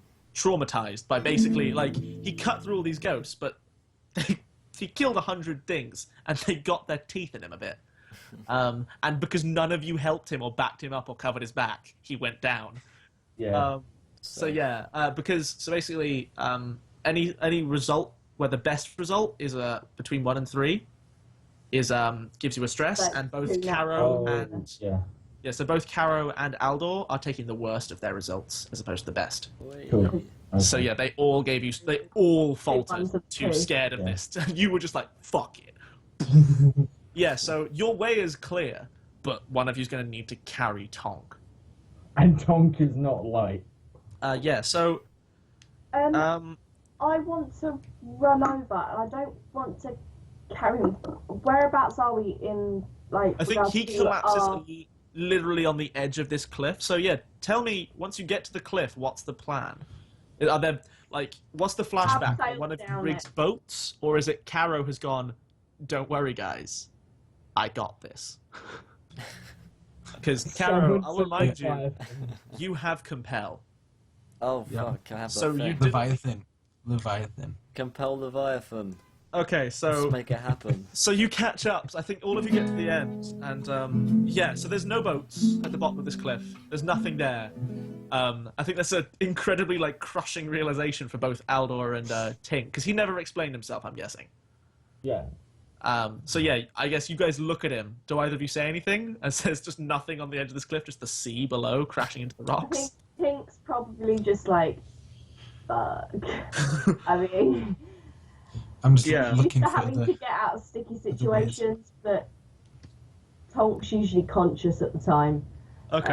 Um, Yeah, so, Carro, cool as a cucumber, not even stressed yet. Not even once.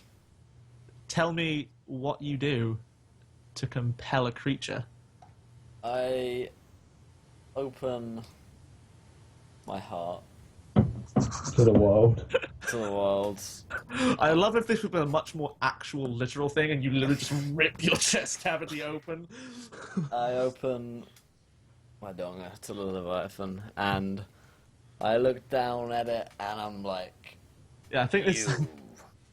Yeah, so I think it's Sucky like you guy. stare down into the sea, and like none of the rest of you can see anything, Yeah. and your eyes piercing the veil. It's just So roll me your attune. So it's 3d6 for you, buddy. Alright. Unless you want to take Stress that stress or bitch. anything. I was going to say, stress that bitch. You are. 444, the boys. Yeah. Okay. So, would you like to roll one more dice for 2 stress? I'll let you take it post. Because you mean you're on none. This fucking do it. Hit one more button. Alright. 6. Yeah. So I think it's like for a moment I think it's Carro literally just opens his arms like Titanic style on the edge of this cliff, And nothing happens, and everyone and for a moment nothing happens, and then the sea bubbles and literally like so this cliff is maybe 100 meters up, and then just surges out from it is this massive gargantuan creature. Think like the Colossus out of Shadow of the Colossus. Like surges up, and its head goes higher than the factory, and it just like a hand just stops in front. And Carro, in your mind, you just hear like, "This is unwise of you to dabble in these forces, little man." I am not wise.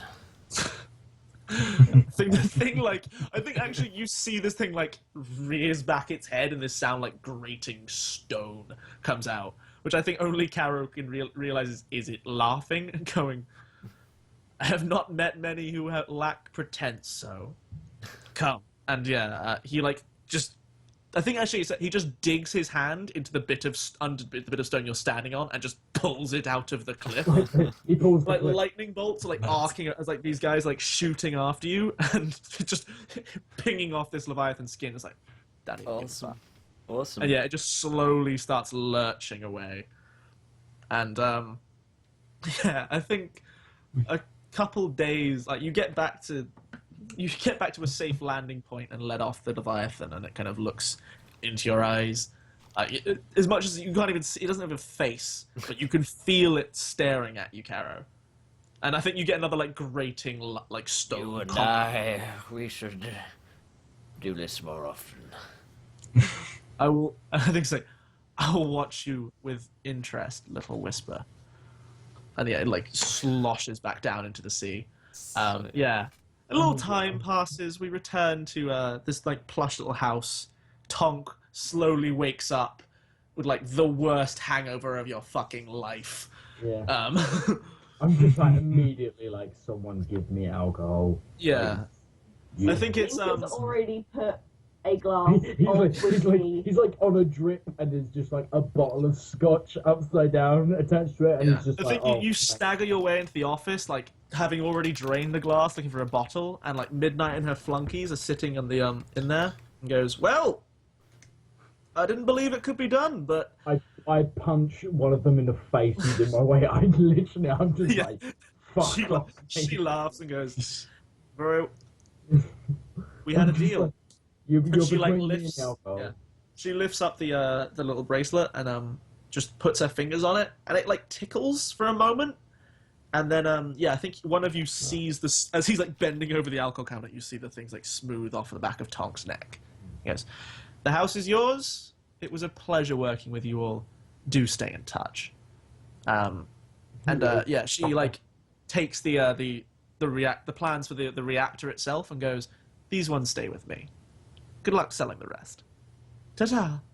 And they stride off, like one of them picking up the like dude who's dazed on the floor.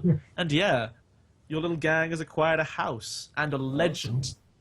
Awesome. So if we ever pick up with this group, we've got a nice point to move on from, Yeah. Carro, as opposed to a horrible one where you're dying. Yes. Well, thank you so much, Finbar, for running this game. It was a pleasure. As ever, if you It's guys been a heck of a haven't, lot of fun. If you haven't checked out Finbar from MathinTV, go and do that. Please do. Hell now.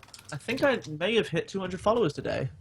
Oh, Very sexy. excited. There you go. Let's follow that link. Go follow Finbar because he really deserves it. It's Exactly running 200 followers. Thank the you. boys. Hopefully we can hit 900 tonight in the rest of the 12 hours that we have going. And of course, if you haven't already checked out worldbuildingschool.com, they do some brilliant maps over there, Nate.